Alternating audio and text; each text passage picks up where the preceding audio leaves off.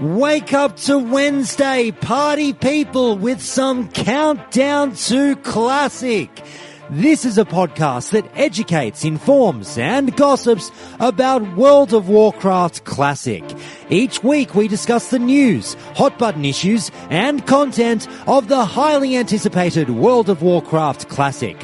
I'm your host, Josh Corbett, and as you all know by now, this is a show where it's not my opinion on World of Warcraft that counts, but yours. If you're new to the show, Countdown to Classic goes through your expert input on everything relating to the sure-to-be amazing World of Warcraft Classic. Today, we talk to twinking aficionado and previous interviewee / Countdown to Classic alum, Funknasty, all about level 19 twinking.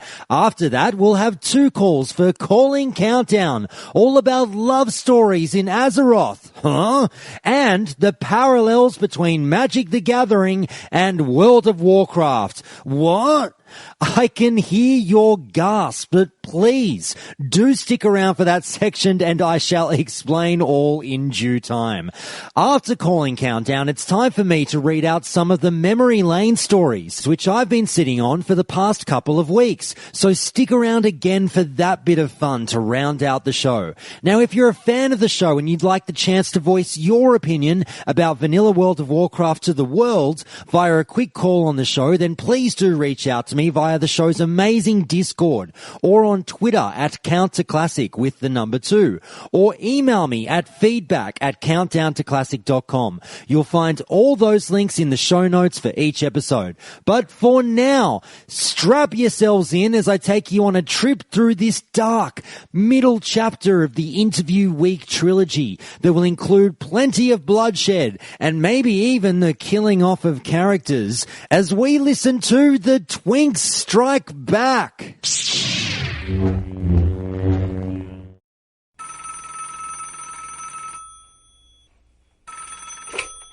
Hello and a huge Countdown to Classic welcome to Funknasty. How's things, mate? Things are good.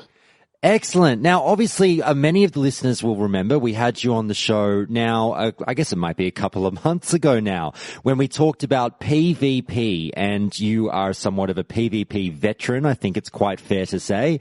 And you mentioned during that interview that you'd love to come back and talk about the ins and outs of twinking, as well as twinking is very much something that you love passionately within vanilla World of Warcraft. Considering we got your World of Warcraft resume in general last time, how about we walk through your PvP resume? You ready for that? Already. Okay. Now, you talked to us a little bit about your ranking history, just in case people haven't heard the last episode that you featured on. Tell us about what rank you got up to in the vanilla days. In actual retail vanilla? We'll go retail vanilla and then since then. Okay, back in vanilla on retail, I reached commander, rank 11. And then on private servers, I reached rank 13. There's really no point to go 14 as casters because there's like really good weapons in the raids, you know? Absolutely. And you mentioned, so what classes have you ranked up with? I played a mage on retail and a shadow priest on private server. Okay. And did you mention last time did you spend some time with warriors as well? At 19, yeah, that was my favorite class to play at 19 for sure. That's right. Okay. Now, how much time would you guesstimate in total? What would your / play time be spent twinking? Probably something ridiculous.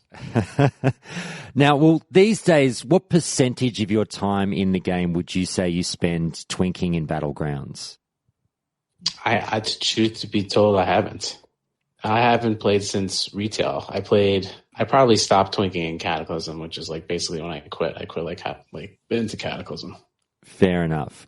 Now, of the classes that you have twinked with, what is your favorite? I guess warrior for sure. You mentioned that you spent a lot of time as a 19 warrior. Have you spent much time, if any, in the other brackets? Not really. I had a 39 druid that I made, but like damage is damage comes out really a lot faster once you get into the higher brackets. I don't know. People always try to like get me to roll other brackets, but I don't know. 19s are just so fun. It was what I started playing at first, and I don't know. It's just kind of like my personality. Like when I find something really fun, I kind of just stick with it. And like again, like it takes time to like make a 29 twink or a 39 twink.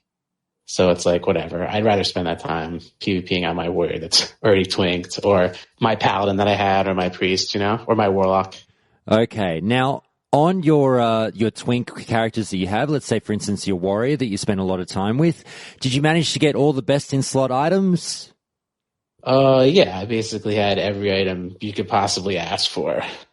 And one more time, so the listeners know, just in case they didn't hear it last time, complete this sentence. For the Alliance. All right. Well, now let's get into the meat of the interview. And obviously we are going to be touching on sort of everything and anything twinking. And as I do here, obviously, on the show, we'll start with a few layup questions, just covering twinking in general. And then we'll get far more specific a little bit later down the track. Now, Funknasty, why level 19 twinking for you? What is it that you love about that particular exercise within the game? I don't know. It's just super fun. It doesn't take long to make a level 19 twink if you have the gold and you have friends. So you can kind of make any twink you want. You can do it fairly fast because getting a character to 19 really doesn't take that long. So like the majority of the time isn't really spent leveling. It's more putting into getting the items you need, and like doing that can net you experience anyway. So like it doesn't take long. And I don't know, it just from the beginning, 19 twinking was like the real twink bracket. Like obviously like 29s and 39s became big twink brackets, but like for the most part at the beginning, like people were twinking at 19. What do you say to people who say that 19 twinking is kind of like playing checkers and the higher brackets are more like chess? I don't know, like people are always going to knock people for doing what they find fun. So there's really nothing you can say to those types of people. Okay. Now, trust me, when it comes to twinking, there's like every other person has their opinion. I've heard it all, I can imagine it's somewhat of a derisive topic. Now, speaking of derisive topics, I guess it's trigger time early here on Countdown to Classic. I want to read a quote out to you that I found on the WoW Classic subreddit and just gather your thoughts and see if this enrages you a little bit. This is from a user named Fibsnook, who says the following. I'm sure twinks are fun for some people, but the argument against twinks is that it's not fun to play against them, because regardless of skill, you can't win. Yes, I'm sure you have fun ganking lobies and having your pre-mades, but the consequence is that battlegrounds become a waste of time for everyone else. Twinks could still exist in World of Warcraft with best in slot and low level enchants, but the power level of the current twinks is ridiculous and creates two tiers of player, one of which can't compete. You didn't utilize every single tiny bit of your class's strengths. You just one-shotted people because you had late game enchants. If you wanted a challenge, you wouldn't be playing with an overpowered character. Now, does that quote trigger you a little bit, and what would you have to say in reply to that? I don't know. Most people queuing up for, say, for instance, right now on like the newest private server that's out, there's no one in Warsong at level 19 at all. Like I keep checking. So there's actually nobody queuing up for Warsong between level 10 and 19. They're just leveling out of the bracket and they're keeping going. Earlier, all I saw was 4 people in a 2029 bracket Warsong, and that was it. So eventually people are going to make twinks, and then the games will start popping and they'll be all twinks. And yeah, maybe in retail it was different, but that was back then. We don't have anything right now. And I know people are just going to play Classic when it comes out like they're playing private servers. So I would say if there's really nothing to worry about, and, if you plan to stick in a bracket and you're not a twink, it's really easy to just grab a couple like decent green items, or just like go into a dungeon and get some decent blues. And unless you're like a really weak class, like you can, obviously you're not a twink, but it's not like you're going to spend time in the bracket if you're not going to twink. So that's my response. Excellent. Now, I'm not trying to rile you up too much, but I've got one more quote that might get the blood boiling a little bit. Now, just remind me, are you a changes or a no changes type of person?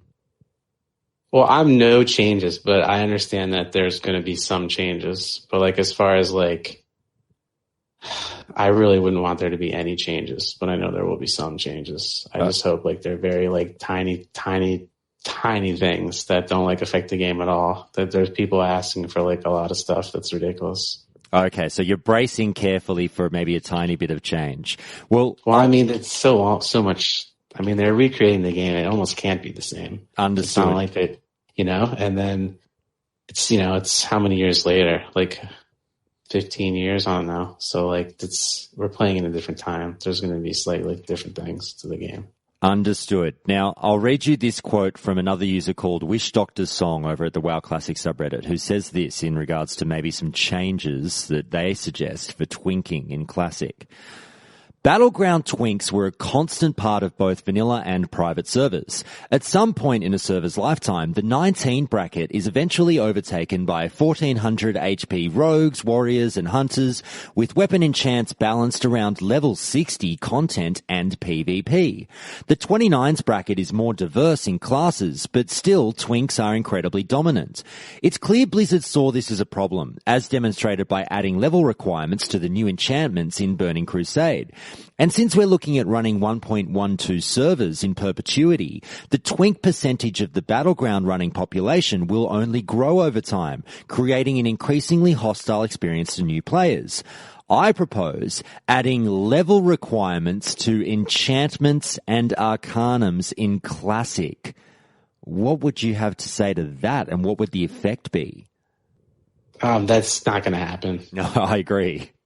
But, people are going to, like I said in the last answer, people are asking for crazy things. Mm-hmm. And so what I'm hoping for is that, like I said, there's just like very minor changes. Like maybe they give you like an auto loot, even though I think we don't even need that either. Like I wouldn't want that, but that's like the example of something I'd be okay with.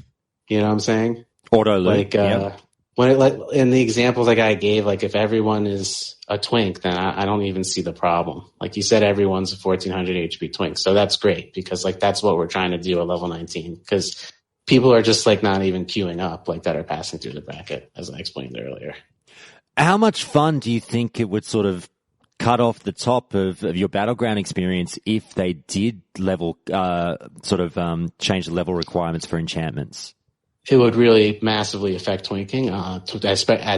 I can speak on level 19. It would massively affect the wonderful gameplay that you get at 19 because even though this guy says that these are level enchants meant for level 60, level 19 twinking is much more balanced than level 60 PvP. The battles last longer.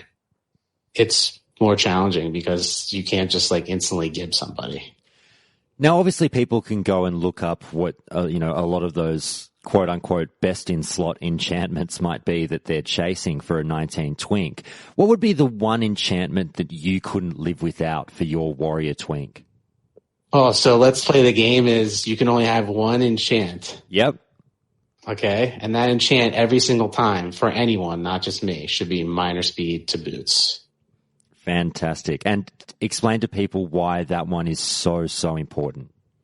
Well, first of all, there's no mounts, but regardless, even at level 60, if you PvP, and you ask me the same question, I would say minor speed to boots because you just have to be able to move fast when you're PvPing. And if you don't have minor speed, you're moving slower than everybody else, and you can kite it around, and it would be horrible not to have that enchant. Okay. Now, just a couple more layup questions and then we'll get to the specifics. Now, just two more quotes that I want to run you through. First one's from a user named Gucci Mental who says the following. I'm seeing tons of posts about people being really hyped because they can play Twinks again. Am I the only one who thinks it won't be as fun as it was back in the day? In my opinion, twinking was fun because you had OP gear and you could dominate 90% of other people in Battlegrounds, the other 10% being other Twinks, where you actually needed some skill to win.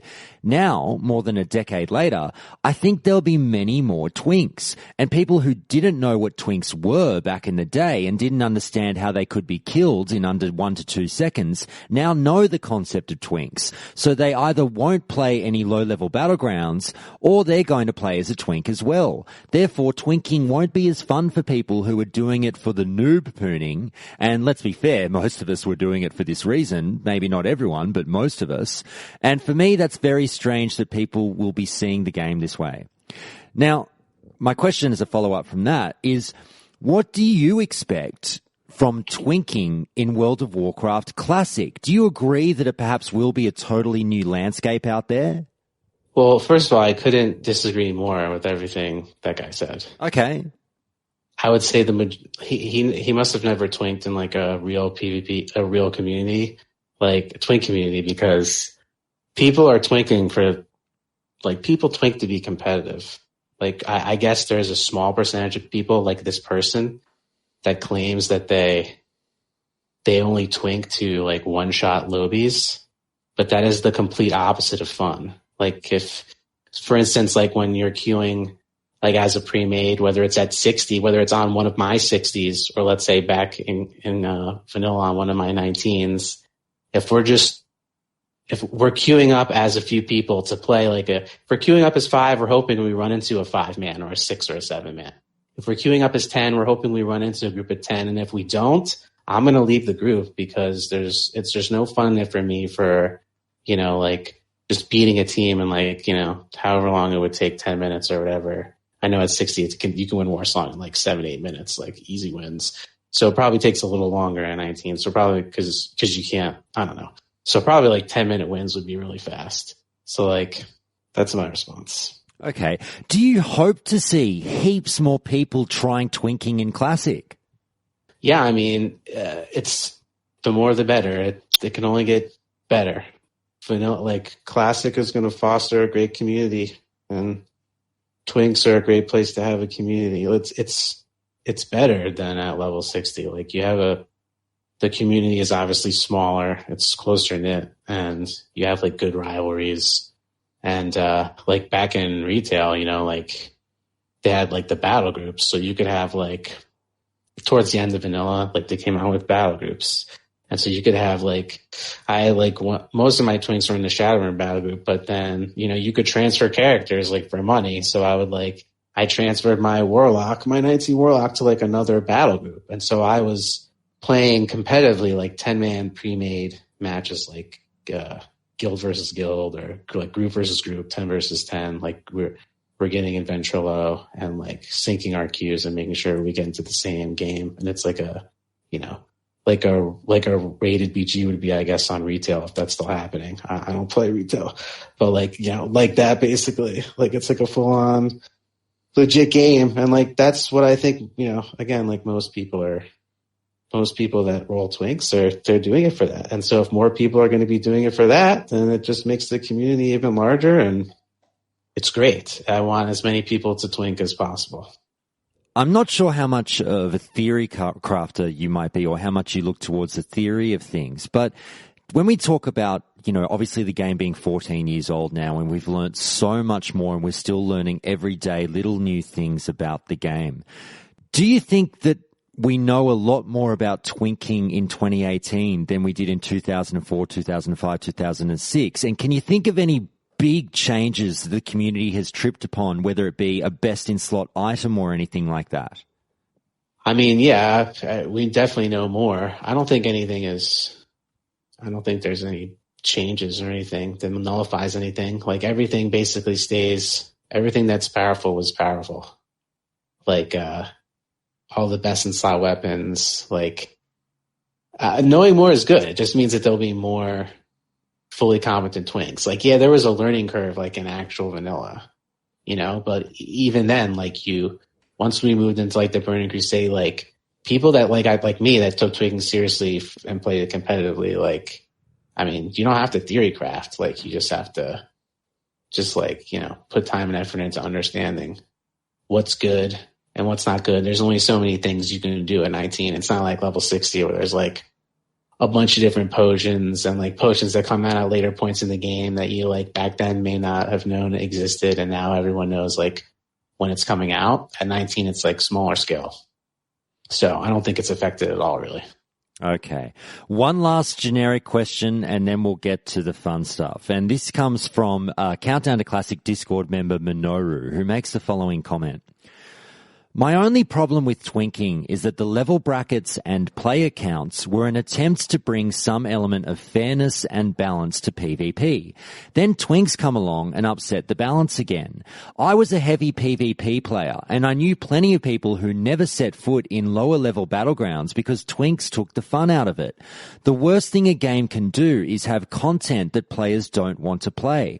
So the best thing Blizzard ever did was have battlegrounds give experience, to give low-level players a PvP option to level and separate twinks from non-twinks in battlegrounds. So what would be your comment on that and about that change when battlegrounds gave experience? Yeah, I don't know. I think it should be how it was because that's how it was, and people want to play classic because they want to experience vanilla. And that's how it was in vanilla, the process of making a twink and everything that goes with that. Like, to alter that is going to change the experience drastically. It's going to affect the level of fun that people are going to have immensely.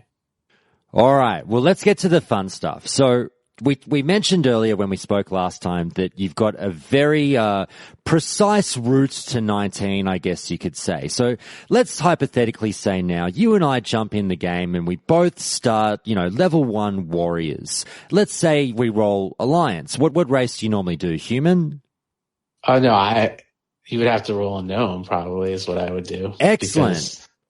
You're the escape artist. Fantastic. All right. Well, we're level 1 gnome warriors. You and I are standing side by side, and I say, Funk, can you please take me on a guided tour to 19? Talk us through it. Where are we starting? Where are we going? What dungeons are we running? What items are we gunning for? And things like that. So you probably want to like on your way to like maybe like Dead Mines, do like a little bit of questing, but also like exploring, like maybe you can have like a friend of yours like escort you, and you want to explore and get certain flight paths and explore certain areas that you may want to go to later because once you hit like you want to like ding 19 and like not have to do anything and have like your entire experience bar to 20 there. So you want to like try and like explore areas you know you're going to go to or want to go to and get those flight paths. And then eventually, you know, you'll end up in Westfall. And, you know, there's a bunch of different dungeons that have items. So, like, for warriors, like, Dead Mines is going to have Smite's Mighty Hammer, which is, like, a really good two-hander. So, like, even though, like, you'll get Glacial Stone and do that quest, which is a two-handed mace, like, Smite's Mighty Hammer is still a really good mace. Like, so I'll say get that for sure. And then you want to get the Black and Defias chest. And then, of course, you do the quest to kill Van Cleef, and you get a choice between the male legs. But you can also get this leather tunic that has a ton of agility. And I actually take the tunic, and all the other warriors take the legs. So it just goes to show you that how I play differently from other people. Like, it has like 11 agility on it. It's like ridiculous. So like, it makes like a really good agility set. Let's see. There's like, is there anything else that's in there? Oh, I don't know what else is in there. There's some BOEs that you can grab for warrior that are like best in slot, like for strength stam, like Thorbia's gauntlets and silver-linked the feet, silver-linked foot guards. And then, we can go to, you know, across the way to the other continent, hit up Wailing Caverns. There's a great quest there to get the Talbar's mantle. It's like the only pair of like green shoulders you can get at level 19. It's like stam and intellect. Mm-hmm. Trying to think. Yeah, there's Black Fathom Deeps. Does that have anything for warriors? I don't think so. And there's like some quests you can do. Like there's a quest for beetle class bracers. They're like I think 6 stamina or something like that. Like best in slot. There's stuff you want to grab off the auction house, like as well. Other things that I haven't mentioned, like Shadowfang is like the best one-hander for a warrior, hands down. So you want to grab yourself a Shadowfang off the auction house. It's really impossible to farm one because it's a world drop. Drops in like the Shadowfang keep, but it's like such a ridiculously low drop rate that you just have to check the auction house for it.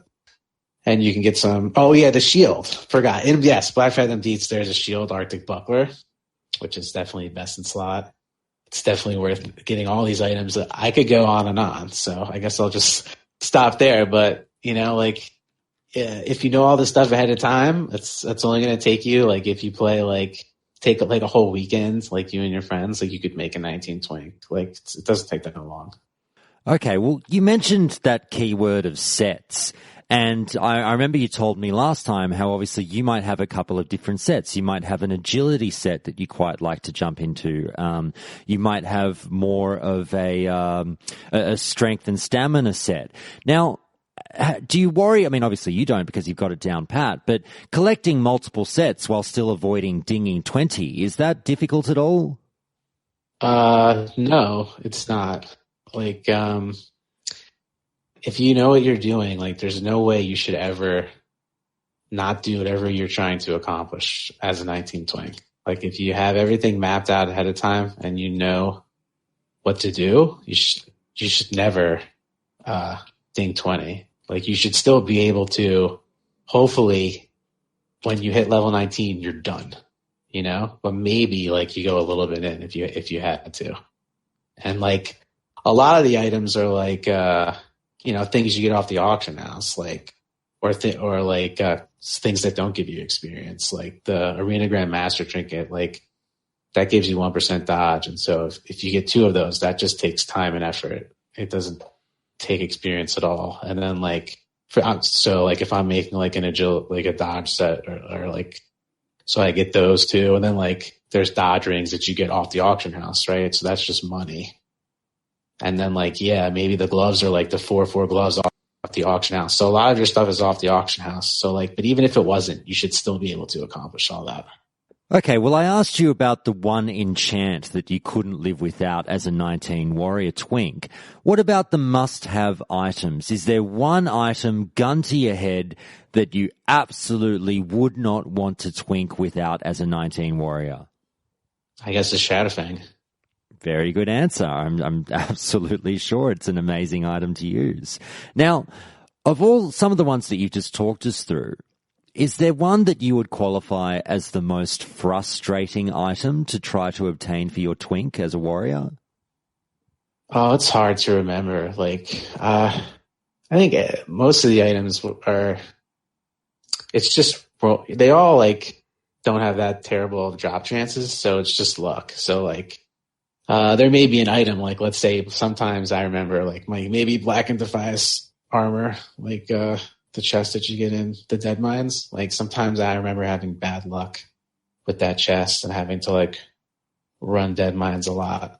But it's just all, I don't think there's any items that are have a really low drop chance. You just get unlucky and have to keep running. Maybe the bow the Venom Strike bow from Wailing Caverns, that might be somewhat annoying to get. That might be a 10%. I don't think anything's below 10, 15% drop chance. Most things I think are around 20%. So I've always wondered, how does it affect your planning and preparation on your trip to 19 when you've got so many items to collect?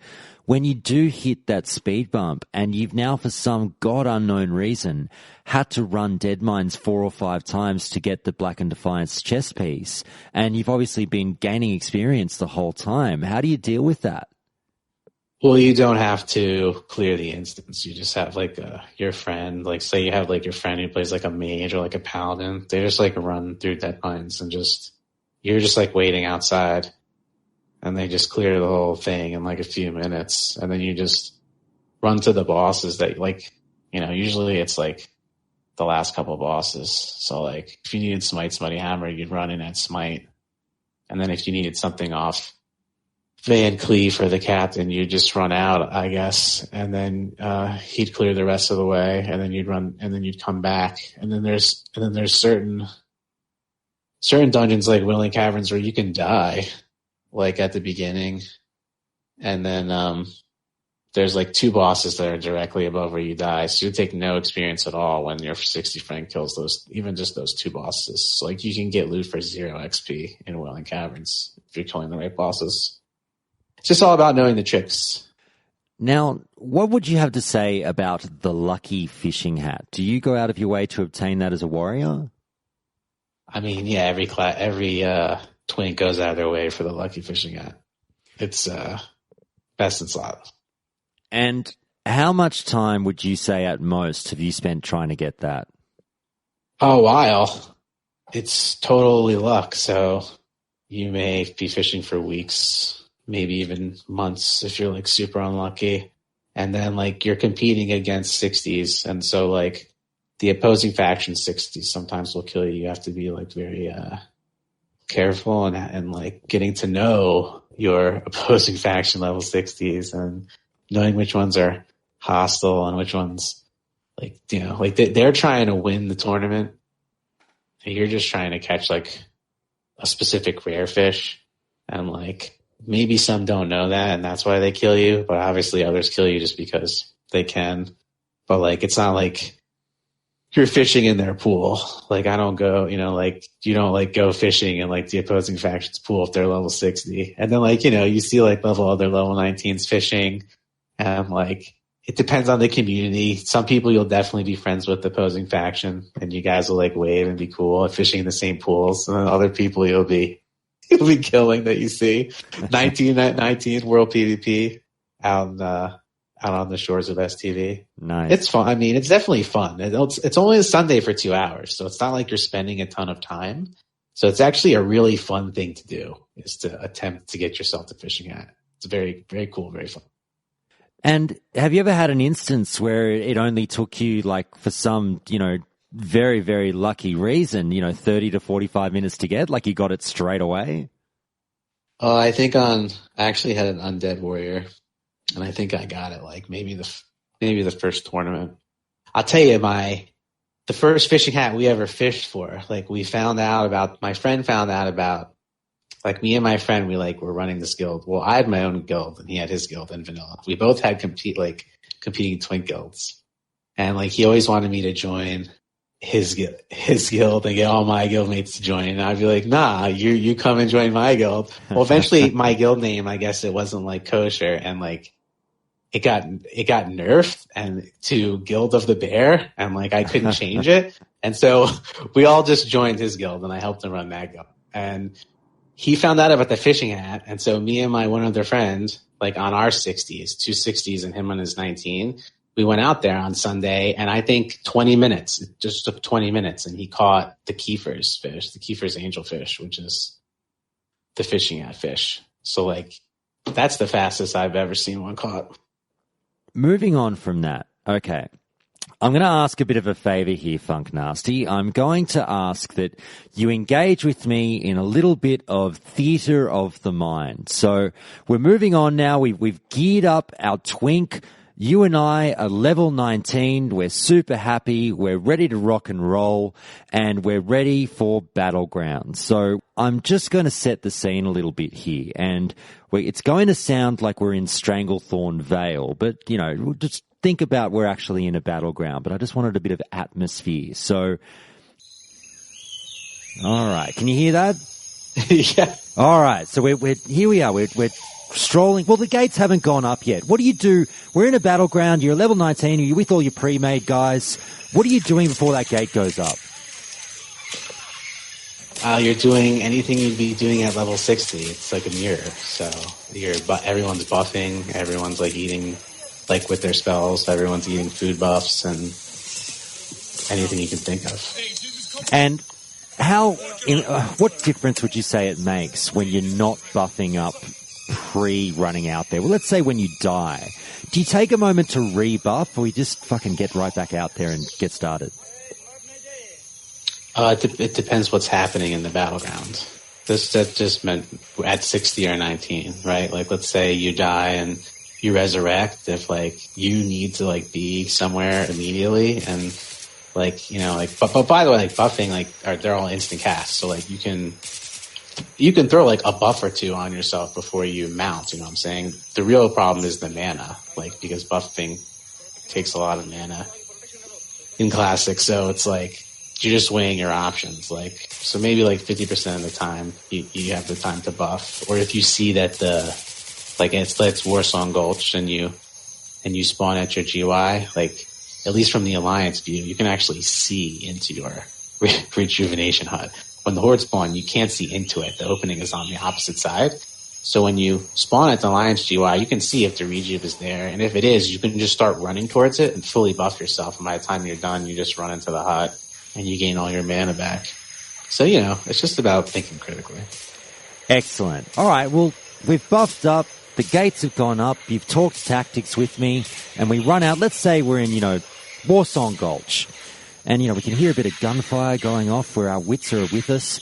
And it's nice out here, but let's talk tactics for a second. And let's say, for example, I am your pocket healer, okay? You're a warrior. I'm your pocket healer, but I'm just keeping you up. I'm not being offensive. So let's focus on what you would do in this situation, okay? So we're walking along and, shit, Funk, look out. Orc warrior on your 3 o'clock. What do? I guess I charge in immediately and shit on his face. Warrior on warrior combat. What kind of things are you trying to hit immediately, or what kind of things are you stopping them from doing? I mean, I guess you can. A lot of warriors will disarm you. I don't do that a lot. It's pretty rare that I will do that. I basically it's all about like movement, right? Like in your swing timer, just like it would be at 60 on like a melee. So you're just kind of weaving in and out. You want to make sure, you know, your target is hamstrung, and depending on what's happening. I mean, most warriors don't care about having rend up, but it's extra damage, and at 19 it's more beneficial, I think, than it is at 60. So it's good to put rend up, which is people don't know, it's like a physical dot that ticks, not for a bunch, but it's worth having it up. But, you know, if like maybe some CC is going out, like you don't want to have rend up, because like if the target gets sheeped and they have rend up, like it's going to break the sheep on the next tick. Like, you have to be aware of things like that. And, you know, it just depends. Like, you should have like a weapon swap macro. So like when you're killing the warrior, let's say he's about to die, and like you see like a healer running in, like you can quickly swap to sword and board, which you need to have to use shield bash, and then you can like hopefully like maybe sprint potion over there, or maybe if like they're close enough to you, just quickly run over there, shield bash, and then like finish off the warrior. There's all kinds of things you could do. You know what I'm saying? You could sunder. Some warriors might like sunder armor or whatever, and like try and get the armor down of the warrior they're fighting. But I don't do that. Like, for me, it's more just tactical, more about doing as much damage as possible while taking as little damage as possible. All right. Well, we dispatched that warrior. You did well there, Funk. The tactics worked out in the end. And now we're wandering along, and there's a lot of spells flying overhead here. Keep your head down, mate. All right. We'll trudge along. We're moving towards the flag, and holy shit, Sergeant Nasty, Pally Mage combo charging at us. What are your orders? Pally Mage combo? I guess, what can we really do here? I guess we probably... It's not going to be good for us, man. The mage can just sheep. The mage can just sheep you, and like, I guess like there's an engineering item where I can remove your sheep, you know, but it's like minor recombobulator. You have to be engineering to have it. I think you may even need like higher than 150 to use it. You may have to be gnome. I can't remember, but that can remove a sheep on somebody. But then like that's it. You'll get like, if they're smart, they'll resheep you again. And then what can you do? So like So I don't know, like we could hope, like let's say, like maybe if it's like and if it's a twink mage, like they don't die like fast. You know what I'm saying? So like we would lose probably. Okay. Now sometimes there's nothing you can do. You know what I'm saying? Like Paladin has bubble and blessing of protection, and we have no crowd control as priest. Since you chose priest, we have no crowd control as priest warrior. We're screwed. All right. But when you see that, let's say you're trudging along by yourself and you do see something like a high DPS class like your mage and a utility or healer class coming along with them. Is there one that you'll target first? Do you always go healer first, no exceptions? I mean, like, let's say, yeah, like I would have to sit on that paladin, right? Because let's say it's just me and you weren't there. I'd have to sit on that paladin because I'm not going to kill the mage. There's just no way. The paladin's healing him. Even if the mage didn't have like all his abilities, like to slow me and root me, the paladin still, like they would still win. Like, because the paladin can just heal him and blessing and protection him and all kinds of stuff. So like, I would have to sit on the paladin and try and kill him. And I don't know, like, you can get like, there are other items that you can get to maybe help in those situations, but yeah, it's a bleak situation. Maybe you can kill the paladin if you get lucky, but it's not looking good. All right. Well, we didn't make it through that encounter, Sergeant. We're running back from the graveyard, sorry, not running back from the graveyard. We res and we're good to go again. And we head back towards the middle of the field, and here we go. We're looking out. We've got our wits about us once again. And fuck me dead. 2 rogues just came out of nowhere. What the fuck do we do now? Game over, man, right? Oh, no. They'll die very quickly. Because rogues I love killing rogues. It's like my favorite thing to do. They open up on me, and I hamstring them from behind. And they're just like running around all slow, and like, so if they pop evasion, I just like slam them with overpower, and because they're slowed all the time, I can just run away. And even if you weren't there, like I could bandage myself like back to full health. Now they could like maybe throw their throwing weapon at me, but like if there's line of sight, like I'd use the line of sight, and like it's not a big deal for rogue. It's if like while I'm bandaging, like one or both of them get a re-stealth off because it's whatever. Like I can just always like hamstring and get away. So like with you there, like they would just get wrecked like one by one. Okay.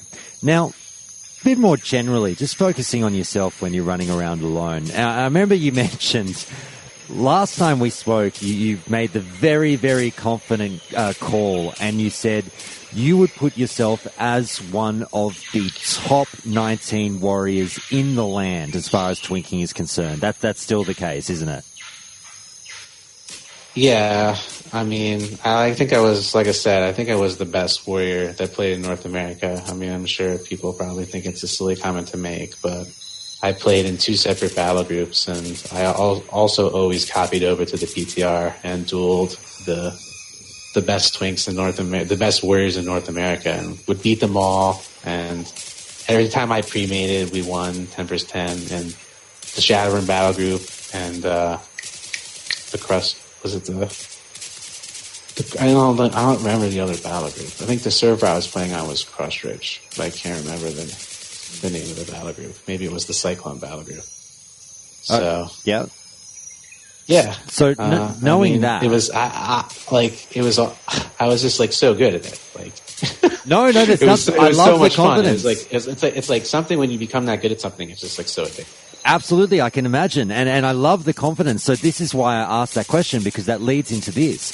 With you being as confident as you are, and I remember you saying you fear no class. However, is there one class, and we might have covered this last time, but just one more time. If you see them running at you one-on-one in the middle of Warsong Gulch, is there one class as a warrior that just makes you sort of go, fuck, I'm going to have to be on my game here?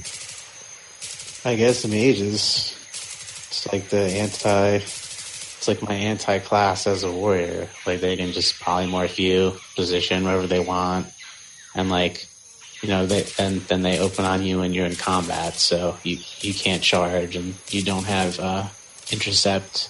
So you have to be very good at warrior to get yourself out of those situations. And the situations, if you're getting out of them, usually most of the time doesn't end up in you killing the mage. If it's like a really good mage and they're like getting like an opener on you like that, like from max range, like most of the time you're just going to be like faking like you're running to them and then swoop and you're running away from them, you know? Okay. Now, just last thing while we're still in the battleground, we'll get out after this question, but, Funknasty, right up ahead there in front of you, coming out of the smoke, there's 3 classes, your most feared trio that would have you absolutely dead within 2 seconds. What would it look like? 3 hunters. Wow. There you go. They just burn you down. Oh, I could most likely have died within moments. Hunters are ridiculous, and of course they're attacking you from max 41 yard range. So just with a mage, if a hunter is getting on you and you're nowhere near that hunter, and there's you sprint potions on cooldown, or you pop sprint potion and he pops sprint potion, you just have to then develop an exit strategy or a way to get a bandage off somehow, string the pet, get around, line of sight, bandage, force the hunter to come to you. All right, well let's get out of this battleground. All that machine gun fire you heard was probably the arrows from the hunters going nuts at us. All right, well, there we go. Now we made it out of the battleground. Well done, Funknasty. We did some good things in there, and you gave some good advice. So we'll snap back into ourselves and get out of the theater of the mind. But I've got a couple of follow-up questions now, and realistically, you mentioned that you have leveled some other classes up to 19 and run around with them. So when you're not playing around with your warrior as the best warrior twink in North America at 19, what do you have the most fun twinking with? Like I said, I haven't twinked since retail, but the other twinks I had were, I had a level 19 warlock that I had transferred to, I think it was the Cyclone Battle Group. I can't remember. I know it was the Presswood server. And I was doing set up 10 versus 10 matches over there on my warlock. And then on the server that my warrior was on, I also had a paladin, which was my first twink, was a paladin. And it was I also used to have a lot of fun playing my paladin, but then when I rolled warrior, I just really liked warrior, so I stopped playing my paladin as much. But I just love paladin at 19. If you play it properly, your damage you should have your damage and your healing should be even. It's super fun. Unless you're just strictly trying to be a holy paladin. I just doing everything that's needed, damage when it's needed, healing when it's needed. I had a priest at 19 that was super fun because you can get priests can actually do decent damage with their wands. They can get a really nice wand from Black Fathom Deep's quest. And so as a priest you can be doing significant healing and and then you can throw a dot on someone and start wanding a target that's already being focused, and it can go down pretty quick. Okay. Now, what suggestion would you have for someone like me who says, hey, Funknasty, I am not a highly skilled PvP player. However, the concept of a level 19 twink really does intrigue me, and I'd like to roll one for the first time when Classic comes out. What class would you think I'll have the most fun with in terms of skill cap, in terms of, talking about when Classic rolls around, what should I play? What will I not get completely ganked at, or what's not too difficult to control at 19? Where should I be looking? It's just going to depend on the person. Obviously, you don't have as many abilities as you would at 60, but it's not it's hard to just pick a class that's someone I don't haven't spoken to. I would probably have to speak to that person and get an idea of what they like to do. What You if know I what I'm saying? what if I rephrased it this way? Paladin's a safe class. Okay. You know what I'm saying? But you'd have to ask questions like, do you want to be able to slow your opponent? You know, because if you can't, then your opponents can just run away from you. And if you have no way to slow them, it can be frustrating. Is that something you want to do? Like, you know, you'd have to find out what the person wants, like what they like and what they don't. Because like a paladin has no way to slow their opponent, but they have Blessing of Freedom, which is like they can cast on themselves and then they can't be slowed, which is like pretty awesome. So it just depends like what the person wants to do. I'd say most of the classes are pretty, you know, they're pretty safe. I think any class, I don't know, maybe Druid, I would say like, you know, again, you'd have to ask questions. Like I would say don't, just because unless you're going to flag carry or heal, like most people want to like do damage. I think the first time they pick a character, but who knows? I assume this is like an inexperienced person that like's never played. Like they probably want to do damage, but people that have been playing MMOs, then they want to try other things like heal and whatnot. Just depends on the person. Well, let's say I did just want to melt faces. If I rephrase it this way, what class do you think has the most basic rotation to melt faces in a 19 battleground as a twink? I guess maybe like a warlock. You can really do like a lot of damage as a warlock, I guess. Like, you know, from range, and then like you just fear your opponent and like finish them off. Like it's kind of overpowered, I guess. I don't know. Like a horde warlock's gonna have like a ton of stamina. They have like, there are certain items, like I know I mentioned the beetle class bracers earlier, like those are alliance only. And so like on horde, there's like a robes that's horde only. It's called Inferno robes. It's like it's like a plus 24 or plus 26 fire damage robe or something ridiculous. So like and there's maybe like one other item or something you can get. So like horde warlocks are pretty beast. Like you know, you gotta like, I have to get on a warlock when I see them on my warrior, and if I'm not on them and have them hamstrung within a few seconds, like again, like I probably have to like maybe think of an exit strategy or pop some type of like a shadow, like a lesser shadow protection potion or something like there's all kinds of tricks. Like you could pop a fire reflector too. You could pop both of those. So you're not taking fire damage or shadow damage, and the warlock just can't even hurt you. Okay. Now, we'll just move into a few listener questions, and I want to start with this one from Countdown to Classic Discord member Hurlbert, who says the following. Funknasty, can you rate the best twink classes from best to worst in your mind, and what made them powerful?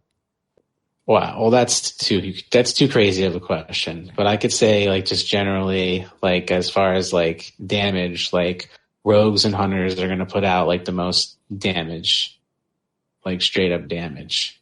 And, so like, yeah, like, so they are up there, but then because of what warriors can do, they can put out, you know, decent damage. It's not the same amount of damage per second really as like say a rogue or a hunter, but they can do like a lot of damage, but they also have a lot of durability, and they can run around like hamstring everybody because they're already in the melee area. Whereas like a hunter is not really running around wing clipping people like during the skirmish unless someone has like pushed all the way into the back line to the hunter and they have to wing clip that person.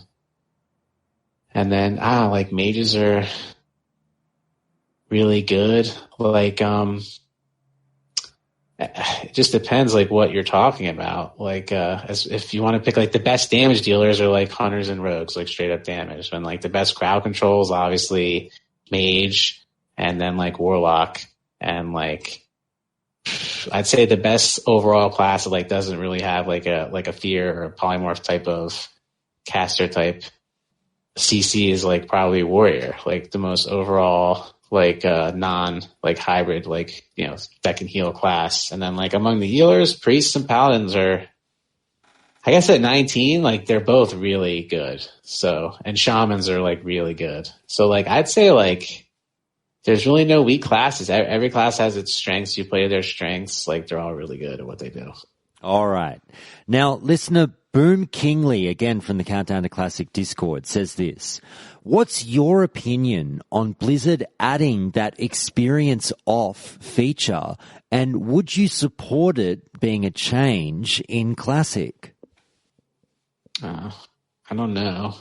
I mean, my first instinct is to say no because the fun that goes into making a twink is like planning it all out, you know? So like as soon as you're finished, like you haven't even hit 19 yet, maybe you're like still 18. So like, no, like I really wouldn't want to see that. Okay. Now, listener Elrim says the following. Again, Countdown to Classic Discord. Please join if you haven't already. What are the benefits of twinking, and do they outweigh the perceived drawbacks, such as pushing lower skilled players out of battlegrounds? Now, I'll just add a little bit of a rephrase onto that one. I'll say this, because we haven't really touched on it. I know it's a very, very general question, but for people who have never twinked, and I know you said it's all about the competition, it's all about the journey, what are the unknown benefits of twinking to enhance your experience with World of Warcraft? I mean, it's just easier. Well, I mean, you kind of have to have like a high level character to have a twink. So like, it's just another layer of the game. You know, like it's PvP it's like a different type of PvP with the same core abilities, you know, minus like some abilities. Twinking is great. Like, WoW wouldn't be the same without twinking. If it didn't exist, or if they started like making changes just for twinking, like honestly, that's just ridiculous. Like, I humor you on like a percentage of these questions. Yep. Because like, I don't want to like flame people or like whatever, but like twinking shouldn't be touched. You know what I'm saying? Like, just like they're not going to touch combat and how things work at 60, they shouldn't touch combat and how things work at level 19.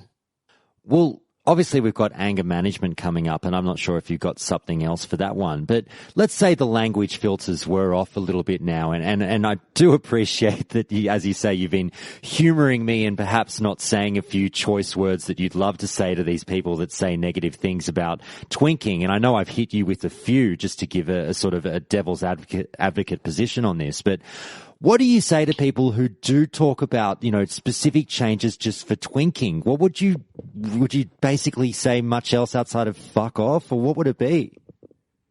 I mean, you never know. Someone could come up with something that actually is a good idea, but it's like, why would I still like, even if it was a good idea, like, I don't know. Like, again, like, I just want to play vanilla as it was. Like, we don't want like, we want to recreate the level 19 twink experience. That doesn't involve making changes. And it was a really great experience. Okay. Final listener question from Ghost 11332211, who says this. As a former altaholic with 35 plus tunes in vanilla, how do you suggest someone twink a tune on a budget without any tunes level 40 plus? I've heard of level 59 twinks, but since they're so close to max level and have access to epic gear and high level enchants, is there really any point to twink at that level? You could still like farm some type of gold, like let's say on like a level 30 tune. So you'd be able to buy some things, right?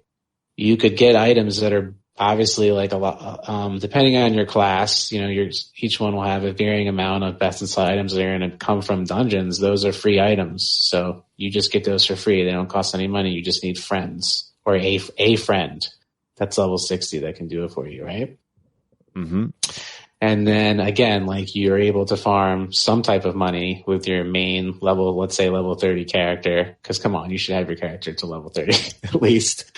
So you can spend that like little bit of gold you're able to accumulate on, you know, like some greens that are like you know, you may not be able to get like the 4 gloves, like because maybe it's later on and people are price gouging, but you know, maybe you can get the 3 gloves for like the cheap, you know, like, and you just like, you know, after you get all your bind on pickup items, you just fill up your slots with whatever bind on equip items you can afford, you know, like, your twink doesn't have to be best in slot, especially certain classes like hunter, rogue, like, you know, you can do well with just like that. But that's what we were all doing in the beginning, you know, like in vanilla, like I had no idea what I was doing on my paladin. Like I had no idea like what gear was good. So just like whatever I came across, I used. And like I was in the same situation. Like I really didn't have, I want to say I didn't have like a level 60 yet. So like I didn't have a ton of money to spend. And like if ever I just had a little bit of gold and maybe like I saw like a new two-hander that on the auction house that was like better than the one I was already using. Like, I think I was actually using, like, I was such a noob. I was using the Searing Blade at one point. I can remember, like, I was using Prospector Axe at one point, just like terrible two-handers, like, that are certainly far away from best in slot. I remember upgrading to I can't remember what it's called, but it's the sweet axe that has like a sweet shadow proc.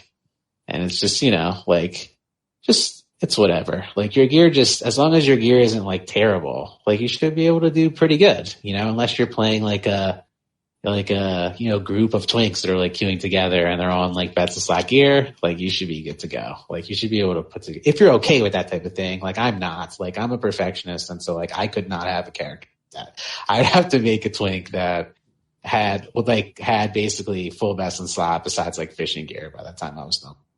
Okay. Now, the second part of that question, and I'd be interested to hear your take on this one, is when they say, obviously, I've heard of level 59 twinks, but since they're so close to max level and have access to epic gear and high level enchants, is there really any point to twink at this level?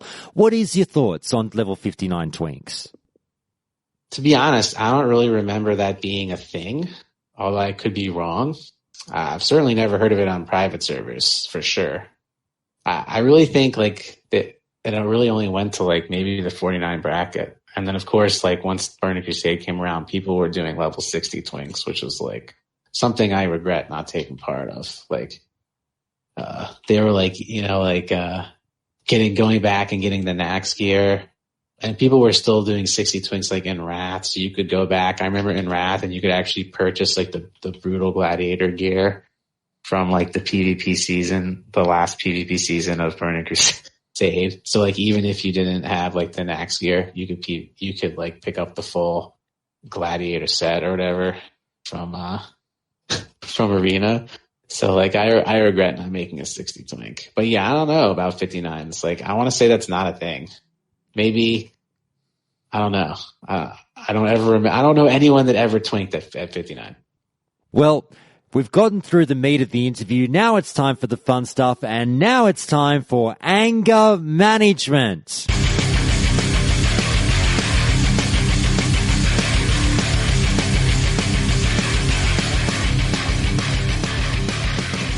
Each interview, I ask the interviewee to get a bit of anger off their chests and go nuts about something that gives them the shits about World of Warcraft. So, Funknasty, second time round, what have you got to be angry about? Yeah, I guess I'm angry at these people who have these silly questions and have all these accusations about twinking. I played rated Battlegrounds at level 60 in Cataclysm. At level 2700 at MMR, I would say that's pretty competitive, playing at like the highest level. And I'd say that I've had as much or more fun twinking at 19. People that play 19s play for the competition, and people just need to understand that. Sure, there may be that one guy that happened to write into you that likes to one-shot their teams, but he's a one-off, and he probably doesn't queue a lot. The people that queue up game after game are the people that love twinking, they love fighting other twinks, and people can drum up whatever like excuses they want, because people are just haters. They're always gonna, if it's not something they take part in, they're gonna hate on it. Or if it hurt their experience, they're going to hate on it. Well, not everyone's going to have a perfect experience, and it's one of the things that makes WoW great, and the twink community is great, and that's my rant. Excellent. Very good. People who ask silly questions like me, I'm so sorry I unloaded some of those very negative questions on you, but you did really well. They were going to happen, so... You did really well. I'm actually, to be honest with you, I'm a little bit surprised, and a lot of these topics do creep up on me. There's a lot of things that I go into when I do my research thinking, there'll be an overwhelmingly positive vibe about this topic. And then you dig a little deeper and there's actually quite a bit of negativity. And I was really shocked with twinking that there was a fair bit of people going like, fuck twinks and fuck this. And yeah, I thought it was just a bit surprising. Yeah.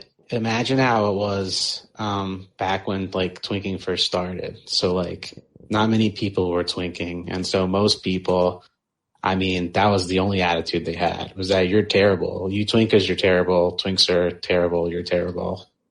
Just whatever you can think of. And it was like very hot, much more hostile, than it was later on, like into the Burning Crusade and Wrath. Like people were just like vehemently upset with you. And it's just, again, it's like over time, like they're not as upset, but it's just the same, the same response applies then as it does now. Like why are you hating on somebody for having fun? Like this is how the game was designed. This is how it was meant to be played. Like level 19s, level 29s, or 39s that decide to use the best tools that are available to their advantage are just like what level 60s are doing. There's no difference. The game wasn't made so you could hit ding 13 and queue up a 10 to 19 war song and like not get one shot. I mean, you're level 13. You're going to get one shot. Even by a rogue with no twinking chance and crappy gear will one shot you anyway.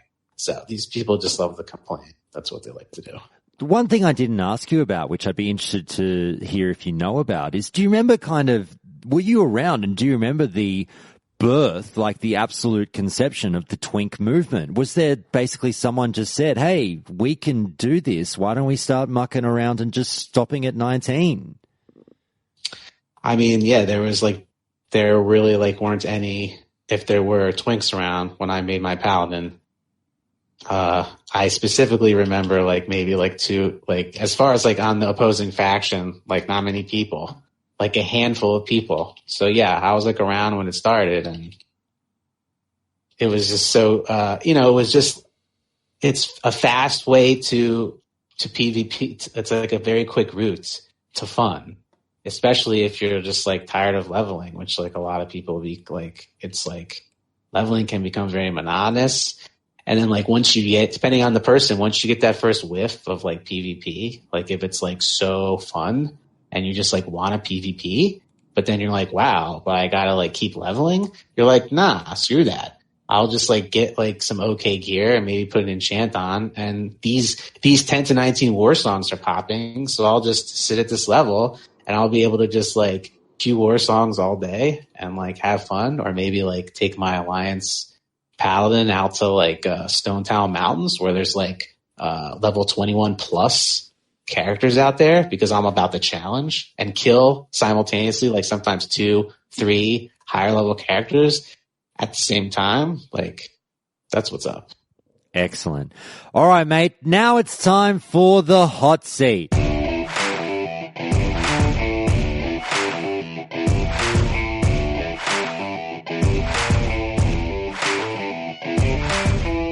Each episode, I put the interviewee on the hot seat and ask them a few fun, hypothetical questions about the game. So, Funknasty, you ready for this one?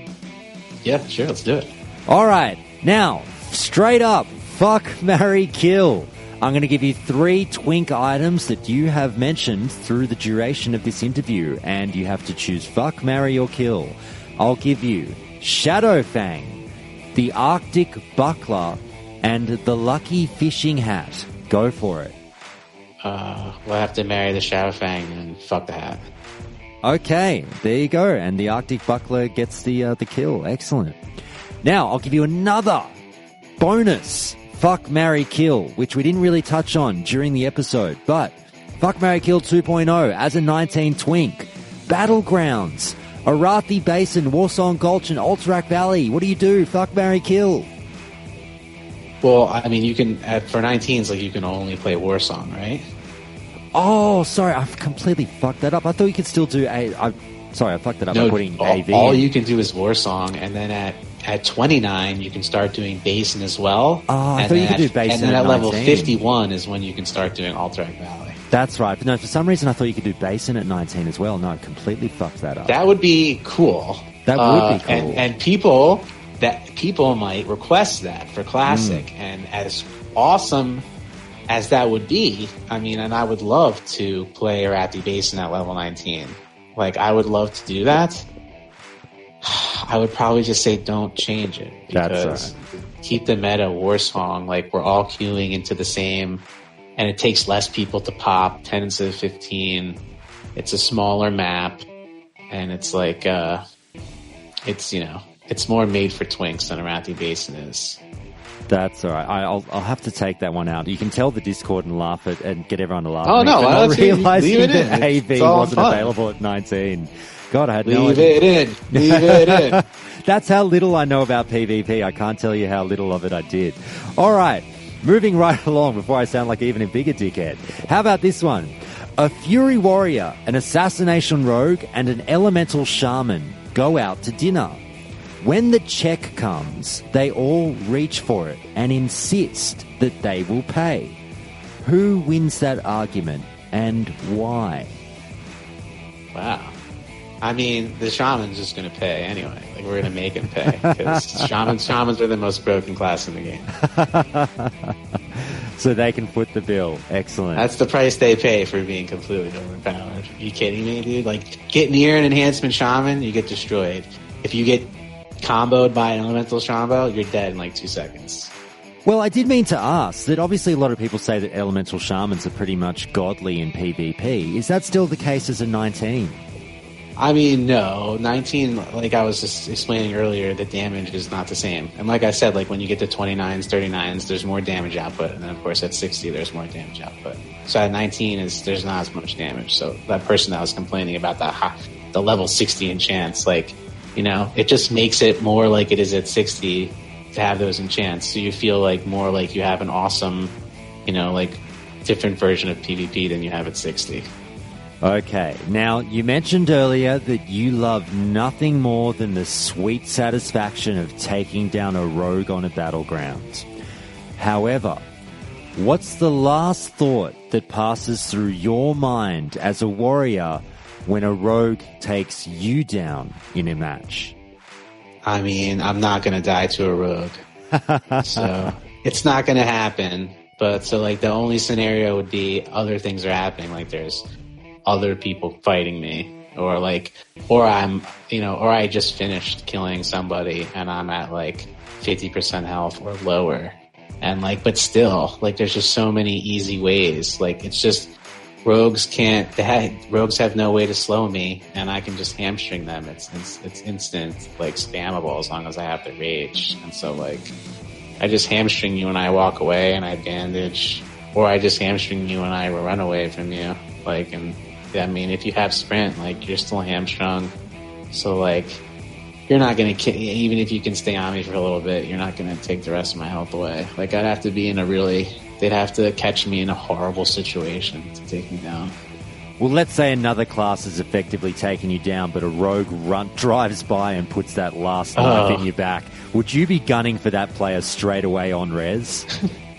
I don't think so. No, I think it depends. If that's somebody that like likes to, if it's someone that's what's the word I'm looking for? It's like someone that's specifically targeting me on like every chance they get, like singling me out, then yes. Okay. I'll do the same to them, more so. Like I'll make it like life or death. Like, oh, you're gonna like take every chance you get to try and like harass me, well, then I'm going to do the same to you. Okay. Now, which level 19 twink ability as a warrior do you wish you had in real life, and why? I mean, because I don't want to like be killing people. And I mean, like, I don't know. That's a really weird question. I would say maybe charge, like, pretty cool.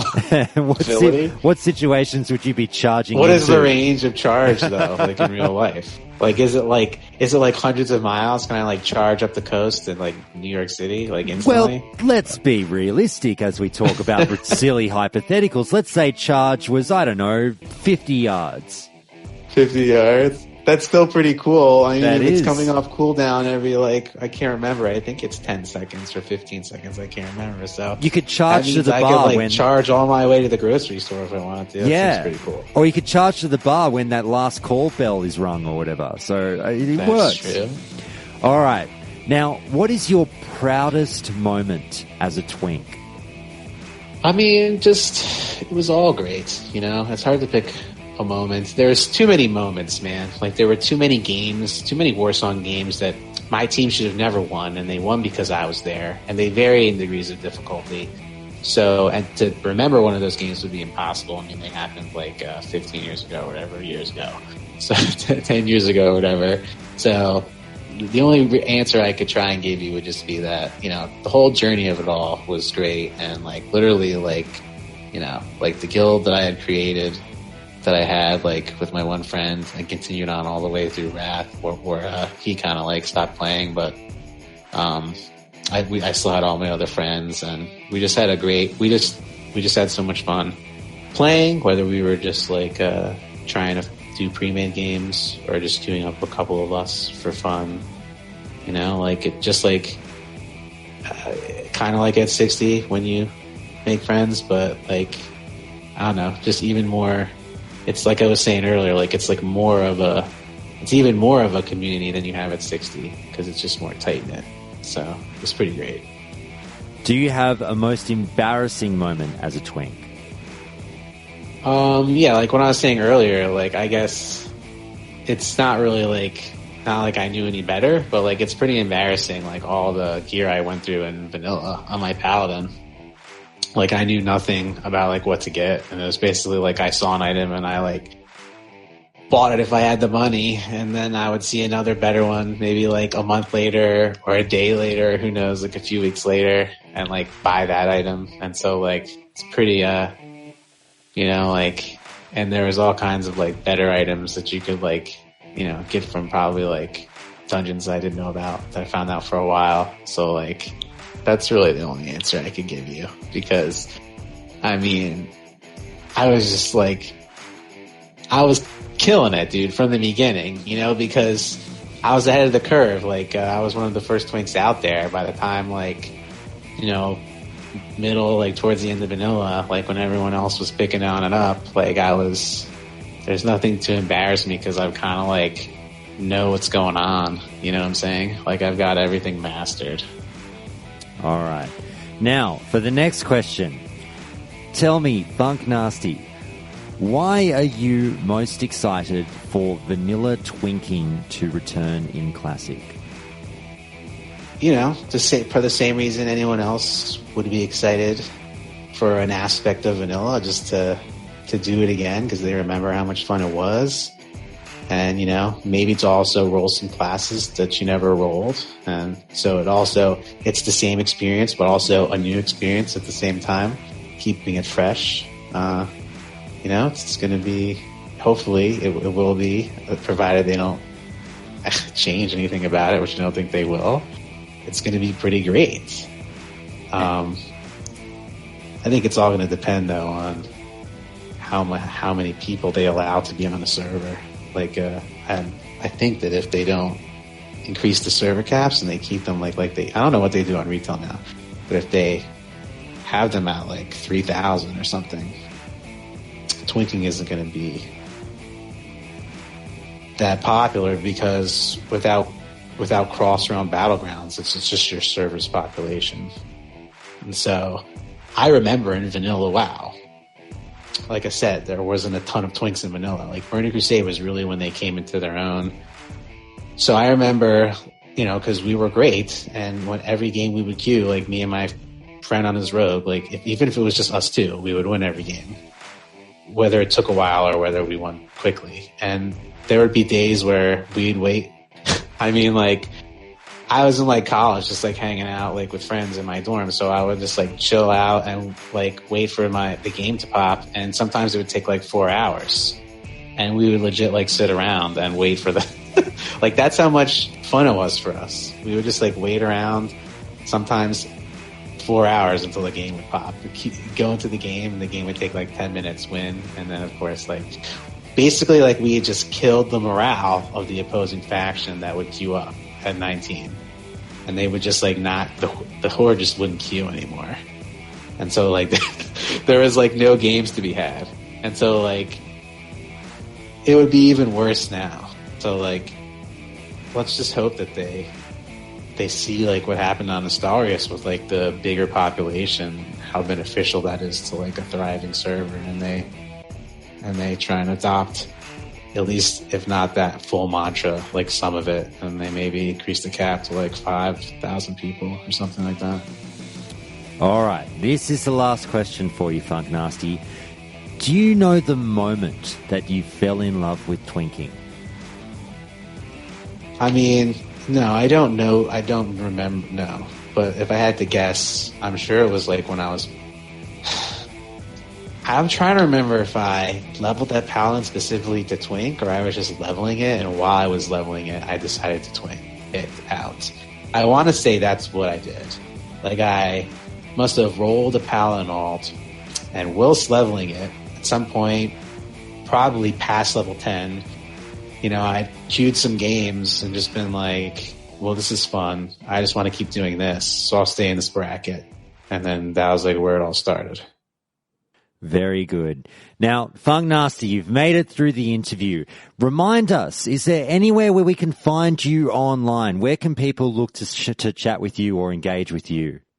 They can. I'm in the Countdown to Classic Discord, so come join the Discord and we can chop it up. Excellent. Thank you very much. And Funknasty, I cannot thank you enough for coming on a second time to Countdown to Classic. Obviously now one of only a couple of repeat guests on the show. I do thank you for taking the time out for me and the listeners, and we'll be sure to have you back where we can. And I just wanted to really say thank you so much, and we'll look forward to speaking to you in the future. Yeah, man, I appreciate you having me on. It's always fun. And that's the interview done, and thank you so much again to Funknasty for agreeing to come back on the show and take time out again for Countdown to Classic. I really do appreciate anyone agreeing to come on the show once, let alone twice, and it honestly has warmed my heart that already Countdown to Classic is developing many friends of the show who either already have appeared twice or have agreed to come back on future occasions. We might have to design a tattoo for the multiple interviewee club. Let me know your thoughts on what that tattoo would look like. Anyway, moving on, I want to introduce the next segment by actually reading out an email that I received last week from listener David, which says the following. Hi Josh, when Burning Crusade came out and the community deteriorated mainly due to multi-server battlegrounds and dungeons etc., the game seemed to lose its most important feature. The ability to interact with others became secondary. I quit World of Warcraft in mid to late 2008 as I was now 18 and life was coming into play. I lost contact with my old guilds, and apart from discussing old memories with some real life friends and my brother who is still a player today, I never really had any reason to think about WoW anymore, and the prospect of playing again became almost impossible. Until now, 10 years later, and I feel like a kid again, and I can't wait to get involved. I think what excites me most is getting back into the community and ganking some noobs for hours on end. I'll also be starting up with two of my best mates who have persuaded me to go Horde. I think I'll go Hunter this time. This is where I need your help. I'm trying to persuade my girlfriend to play. She's never played any computer games, but I think she's open to it. WoW is, however, hard to describe to someone why they should play because of its scale, and you end up sounding like a total nerd when trying to do so. What would you or any of the Countdown to Classic community say to someone like her to get her on board? Kind regards, David. Well, David, you've appealed to the romantic in me, and as some of you know, I love a good Azerothian love story. So I've done you a solid, and I've recruited a couple of listeners to call in and share their love story in World of Warcraft for you, as we find out that the couple that games together stays together. If you play this call to your significant other and have her hear how happy these listeners are adventuring in Azeroth together, then maybe she'll give it a chance after all. And I do apologize in advance for the very slight audio issues in this call, the first one that is, but it's still a great one. After the first call, you'll get a very interesting second call from frequent contributor to the amazing Countdown to Classic Discord, Balls of Steel. And the Countdown Discord is absolutely blowing up this week with multiple listeners joining daily to get in on the amazing and insightful WoW chat that occurs there daily. Please do do check the link in the show notes to come aboard with us. But Balls calls in to go off on a fun little tangent here on Countdown to Classic, as he is a huge Magic the Gathering fan. Did he just say Magic the Gathering? Josh, have you lost your fucking mind? This is a classic WoW podcast. Well, settle down, everyone. As you'll have heard on the show, I like to get slightly outside the box at times.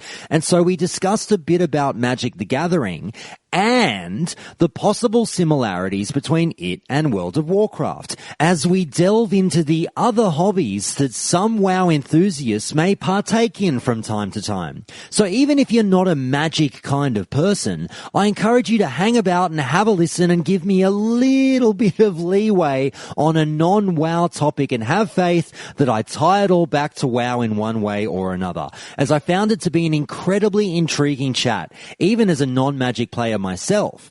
So with that lengthy preamble out of the way, let's get stuck into today's Calling Countdown.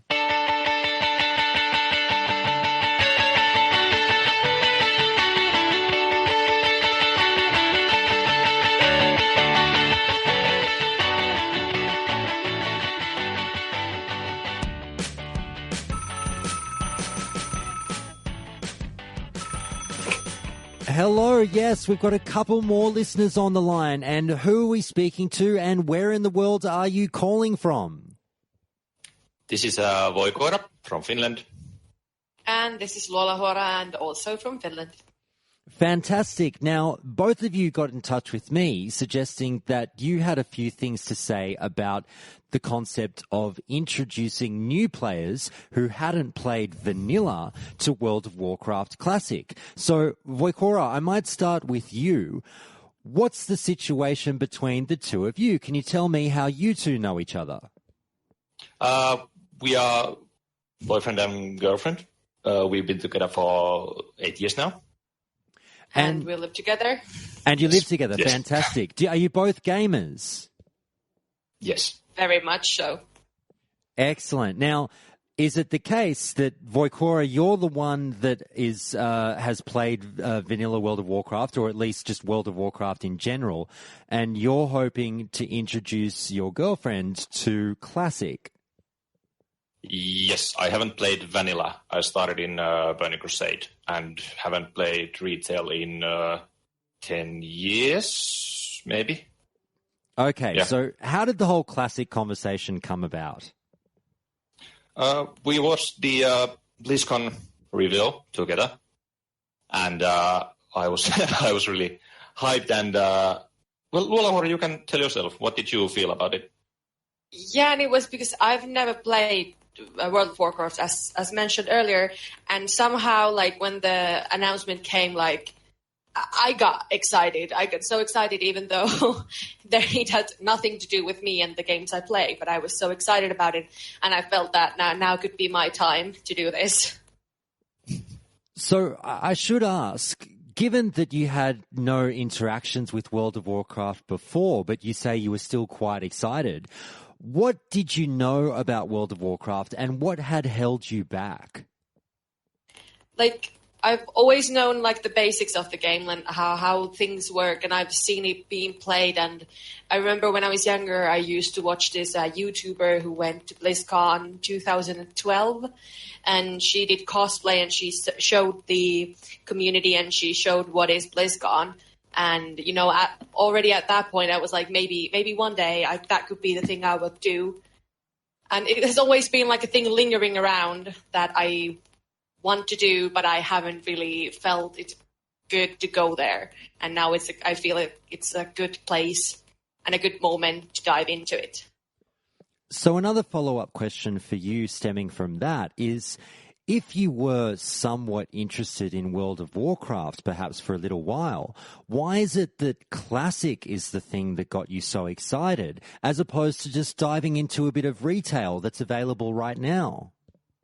Because it has also always felt with the expansions that it's a bit too much. It's a too large, it was too much, and I felt like if I started it, I wouldn't have the time to like start properly and learn the lore from the beginning and learn the game from the beginning, because I am a person who would be, if I had the whole thing with me, then I want to explore it immediately, everything. And now I get to start it like slow and build it slow and like get into it properly, because I feel like World of Warcraft is such a phenomenon that I want to do it the real way. I know it sounds weird, but I want to do it that way. Okay, so Voikora, I'll ask you, knowing that your lovely girlfriend is so keen to play World of Warcraft Classic with you, what kind of things have you been doing in preparation for the launch of Classic to get her informed and ready for what's coming? Actually, in my opinion, I haven't really done much, because I know that I can get really excited about it, and I'll try not to scare her with all the ranting. But of course, I've been keeping her updated on the small hints that Blizzard has given us, and I've also personally I've been playing on private servers, and sometimes say, look, I'm in the dungeon. Look, this is so cool, and but. Personally, I think I haven't really done much. Yeah, but I've asked a lot about, because I play myself Dota, and they have a lot of like some things that connect them, and I've been asking a bit more about those things lately, about like, hey, yes, this character in Dota, like what was it in World of Warcraft, and that stuff. Yeah, we have talked about law. Excellent. That's something. And it very often is, as I'm finding out through more and more of these calls, it very often is the lore that really sows the seed for some people's interest to get introduced to World of Warcraft. Now, just flowing on from that, Voikora, have you thought about this? And I'm not sure if this might be the way you're doing it intentionally or perhaps unintentionally, but have you thought about limiting the amount of information that you pass on to your girlfriend, knowing that some of the great parts of vanilla World of Warcraft is not knowing, and just diving into that world and discovering things for yourself? In a way, yes. Because I've actually thought that when we start, that we shouldn't start, characters together, but level like the first 10 levels individually, and then I'll not be, giving practically any info. Yeah. Or stuff like that, because and also my playstyle is that I'll probably play. I'm more like a feeling player. I'm not min-maxing. I'll be probably specking like Prot Paladin and Holy Priest for leveling, because that's just how I like it. And there's that element of surprise and exploration, and I really wouldn't want to take that away from her. I really like that idea, and I'd ask you next, Lolahora, who, when you hear that, and that kind of concept of very much so being left alone to learn to crawl, then to learn to walk, perhaps by yourself, those first few hours at least in the game, is that something that you would look forward to, or do you think you might at one point need a bit of a helping hand? Yeah, absolutely. I think that the way that I learn a bit myself is important, but I think the most that I will need help is to choose the race and the class, because I'm quite specific on what things I like and what I don't, so I might ask about the skills and spells and stuff before I create my character and choose that. But I think that, as I said, I want to dive into it, and I think it's best done when I do it alone. But when I do it alone, I still know that I have someone to ask for help, and I don't need to worry if I do one thing wrong. I don't even know, can you do anything wrong? But if I do something, I don't need to worry that it's going to affect the rest of my character's game in the future. So I really am looking forward to exploring alone, but knowing that I have a source of information when I need it. Now, Voikora, I'll ask you this. Have you been, I have to admit, I've been a little bit this way, unfortunately, but have you been tempted to not push, but lightly nudge your girlfriend into picking a class that might a little bit selfishly serve yourself? Let's say, if you were a DPS player and you might say to her, well, I think you should roll a tank or a healer, or if you're a tank, then you might say, well, I think you should roll a healer or something like that. Have you been tempted to do that? Because I've done that with my poor lovely girlfriend who is going to play Classic with us all. And I've been like, yeah, I'm thinking of playing a healer. You should maybe think about tanking. Actually, there should be a danger of that because I've already done that on a private server with my little brother. I wanted to play a warrior, and I said, hey, we should level dwarves together. And I said, I'm going to be a warrior. What are you going to be? I said the priest would be a pretty good. No. I've been following the subreddit closely, Classic WoW subreddit, and there's every week there's someone asking that, should I level this, or what should I level if I want to do this? And usually the consensus is that you should play what you feel like. And I also feel that way, and I really wouldn't want to push her to play something that she really wouldn't be comfortable with. Of course, I'm going to give tips that if you're going to play a druid, the end game might be healing, but, just, broad lines. But I really wouldn't psych her into picking something. Well, you just mentioned druid. I should ask, what's the decision been? What class did we end up picking? I haven't decided on anything yet. I just know that I'm going to be Alliance for some reason that draws me in. And it's just because as I told about the YouTuber who went to BlizzCon and she cosplayed as was it like tier 5 human priest, and that I have that really like imprinted on my head, and I kind of want to recreate that in my own game. So that might be it, but I'm not sure yet. Like, will it be the path I choose? Very good. Now, do you think as amazing it's going to be to enjoy this experience together as a loving couple of 8 years, do you think it could potentially cause some moments of high tension in the household?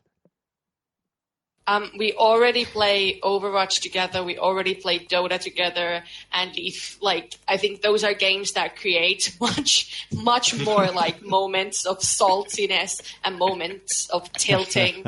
So I think if we have survived those, we can survive this. Of course, I don't know what will await us in the world of Warcraft, but I highly doubt that it's going to cause as much salt as, like, for example, Defense of the Ancients gives. Yeah, I really don't worry about it. Just maybe if I can, I just try to stay like not. How do you say it? I try not to meddle in her experience too much and like be like expect this and take that and just I try not to meddle too much. But yeah, I'm not worried. Now, I've got a general question for both of you. Knowing that you're both avid gamers and you've been together for many years now, and you're both, obviously spending a lot of time having fun playing a number of different games over the years, I would ask you this as a little bit of counseling on a personal level. Now, this would obviously also go out to a lot of listeners who might be looking for love or having found recent love. Now, I've just embarked on a relationship recently with a gamer, and this is the first time that I've ever dated a gamer, and I've been loving it. Do you subscribe to the theory that the couple that games together stays together? Yeah, absolutely. I mean, of course, I think that if either of us didn't play at all, it would cause like a big problems because, for both of us, the main way to wind out and relax is to play. And if I wanted to relax by if my way to relax was doing something else and his was gaming, I think we would lose a lot of precious time together. And I know people who have significant others who don't play, and I've seen all that tension and complications that can cause, and I would not want that for myself. Yeah, and in my opinion, when you turn 20, you can start calling gaming you can call it a hobby, and if your significant other doesn't respect your hobby, that's a really big strain on the relationship. And we spent a lot of money on gaming and on the equipment, and I would feel really odd trying to justify my purchases to someone who doesn't understand that how much they are needed and how much I enjoy them. Okay, well, that's great to hear, and I do agree with a lot of things that you said there, so that's wonderful to hear. Now, just one last question before I let you go, and basically back to World of Warcraft specifically. Luluhora, let me ask you, just as of right now, if you can, in a relatively short-ish answer, but, feel free to go as far as you need to, tell us what you think you know about World of Warcraft right now. A lot of people playing together and by themselves and developing their characters and developing relationships with other people and leveling and exploring and having fun and spending quality time. Yeah. So you've heard about that community aspect. Is that something that stood out to you? Yes, and that's one of the biggest reasons I want to get into it. Fantastic. So would you classify yourself as somewhat of a social gamer? You like to chat to people while you do the things? Absolutely. Fantastic. Well, I think, Voikora, you'll probably agree that World of Warcraft Classic is going to be the game for her. Absolutely. All right. Excellent. Well, thanks so much for calling in. I can't thank you enough. It's been lovely to talk to you both. I would love to talk to you again after the game is released and see how you're going and see if you're enjoying it as much as you hoped you would. Absolutely. That would be great.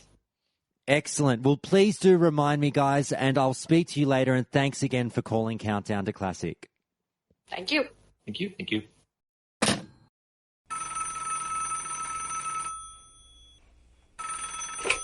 All right, we've got another caller on the line now. And who are we speaking to, and where in the world are you calling from? Hi, my name is Mike. I am calling from Long Island, New York. Excellent. Now, Mike, obviously you are a part of the Countdown to Classic Discord, and many listeners and members of that Discord may know you as Balls of Steel. Is that correct? That is correct. Okay. Now, you approached me recently, or perhaps, to be fairer to say, I approached you saying that I'd love to talk about a topic that you brought up initially on the Countdown to Classic Discord, and something that I've chased up as an interest. And it's actually, funnily enough, for a World of Warcraft podcast, the topic of Magic the Gathering. Isn't that right? That is correct. Is this the first time we're talking about something that isn't directly WoW related? So try to compare it to both sort of. Well, we've done a few external factors. We've done things like the mental health and WoW and stuff I'll like that. talk another game. Sorry. Yeah, I'll be more another game. Yeah, it is. This is the first time we're covering another game, and the reason we're doing so is, and we'll try to do it as much as possible. If people are scratching their heads listening to this, going, "Why the fuck are these two idiots talking about Magic the Gathering on a Warcraft podcast?" It's because of this. We started talking, and I started pointing out to you that I felt there were actually a lot of similarities and parallels between the design of the game of Magic the Gathering and World of Warcraft, and I felt that that's something that we could perhaps discuss a little bit now, and sort of expand our minds a little bit and have a bit of fun with whilst talking about your experiences with Magic the Gathering. So you up for that? Oh, yeah, definitely. Love it. All right. So just a very, very brief insight into you and your experience with Magic the Gathering. Can you tell people sort of whatever it might be that sings out to, whatever keywords there might be that sing out to Magic fans about your Magic resume?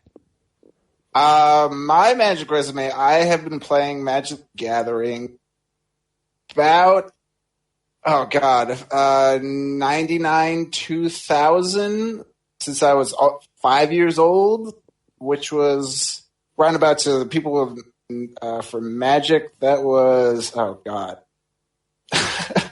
trying to remember what set. God, 2000. Well, I should have That's been all more right. prepared for this. But I've been playing Magic for almost 20 years. I have played every format under the sun.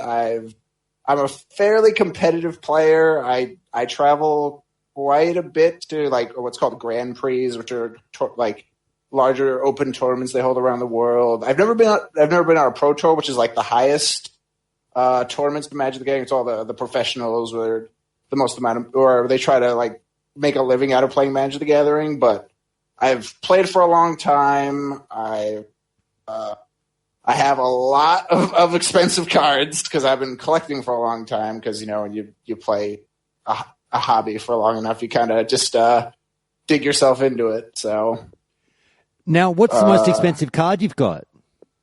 the most expensive card I have is an Unlimited Underground Sea, which is from the third set of Magic. It is a rare dual land. That frame for no land is, and it's worth about $1,000. Nice. Now, just in general, what can you tell people about your decks and how many cards you've got? My decks, for the Magic players, I have a competitive Legacy deck, which is which is a format of every card you can play every card in Magic with a ban list. I have a competitive Modern deck, which is all the quote modern cards from a certain set, where they basically changed like the style of like the art and the border on the cards forward. I have what's called an EDH deck, which is a singleton deck, a singleton format. It's a super casual format where a ton of people in the Magic community play. It's a 100-card singleton with where you have where you build your whole deck around one card. I have a deck for that, and I have not played the standard format, which is basically where when certain sets come out, certain sets rotate in and out. Basically, I haven't played that format in a long time, but I try to basically keep up to date with almost every constructed format. Okay, and I have By the way, if you're not understanding any of this lingo, please I could. No. Don't worry about me. I'm loving it. I'm nodding along. It's like kind of when you go to a foreign country and you don't know what they're saying, but you're like, yeah, I get it. Yeah, absolutely. I want to try to make this like as understandable as possible, and sometimes I'll just go off and like I'll get ahead of myself. So all good. Now, in your own words, do you feel that I don't know who else's words you'd be putting them in when you're speaking, but do you feel there are any similarities between Magic and World of Warcraft? What do you think there are before we delve into it a little bit deeper?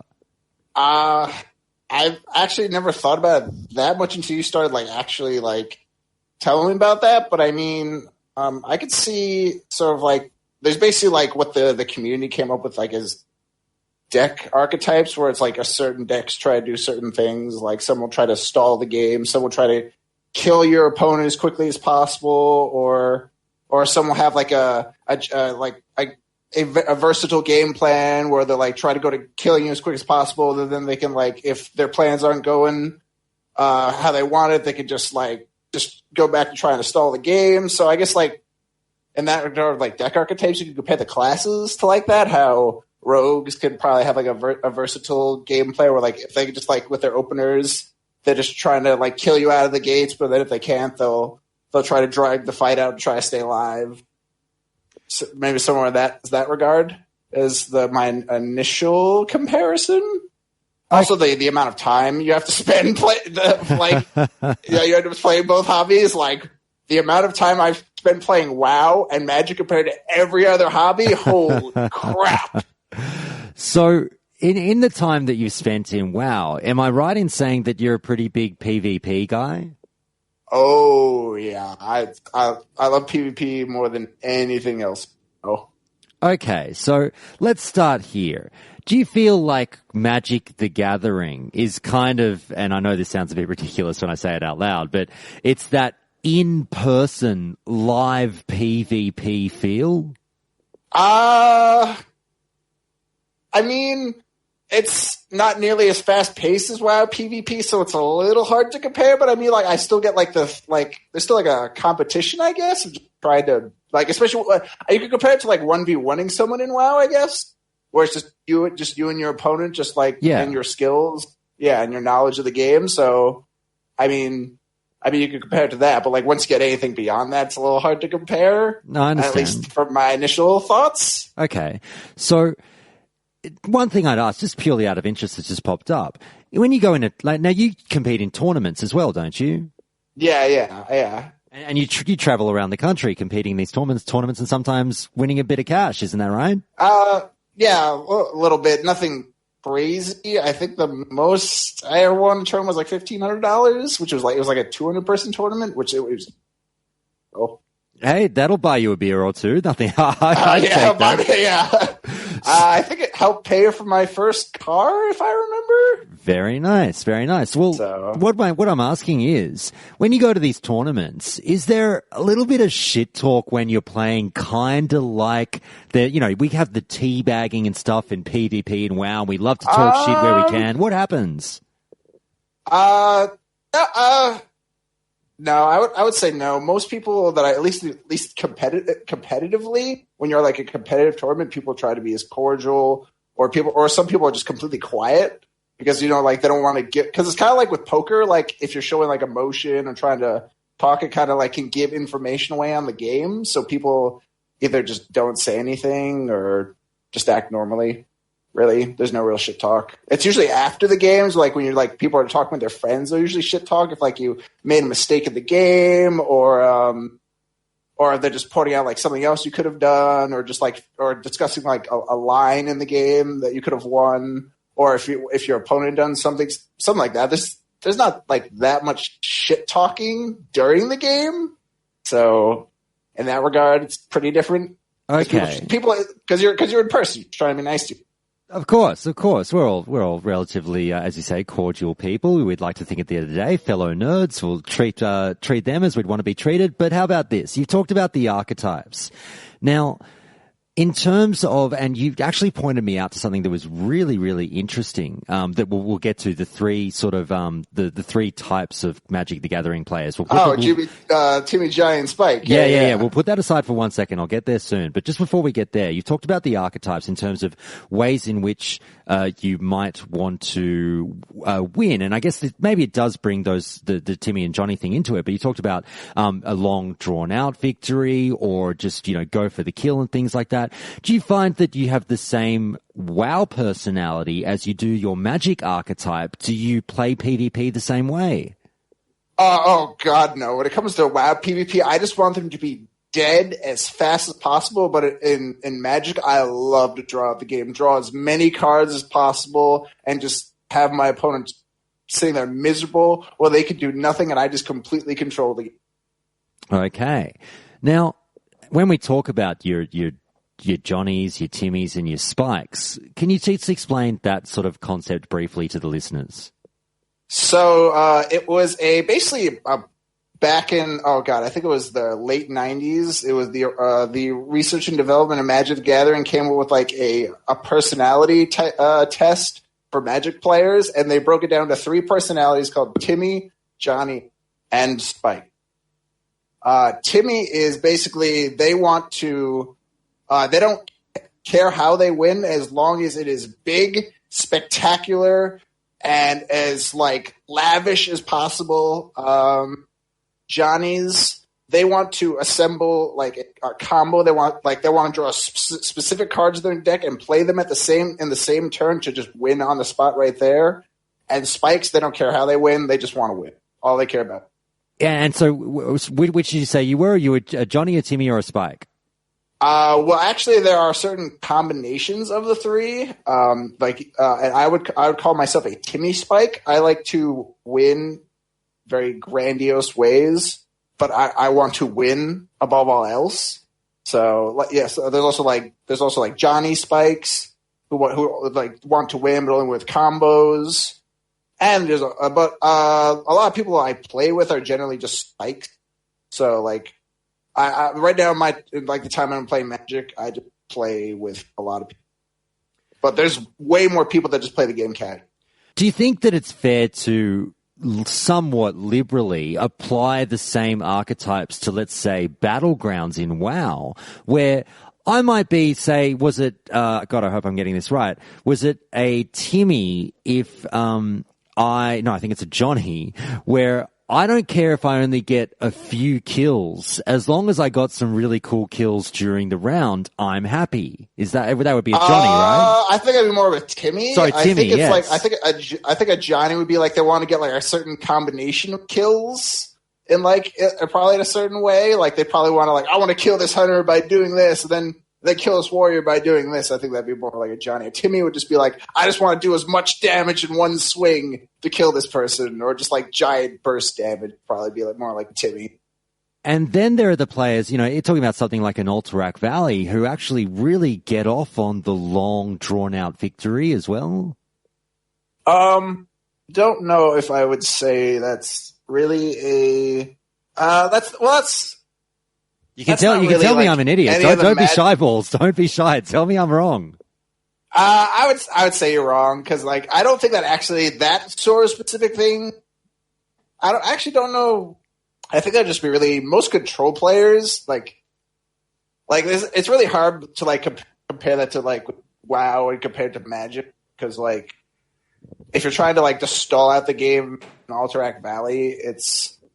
I'm just trying to like hard to put into words, because I've never thought of it that way. No, don't worry. It's all good. We'll move on. How about I put this to you?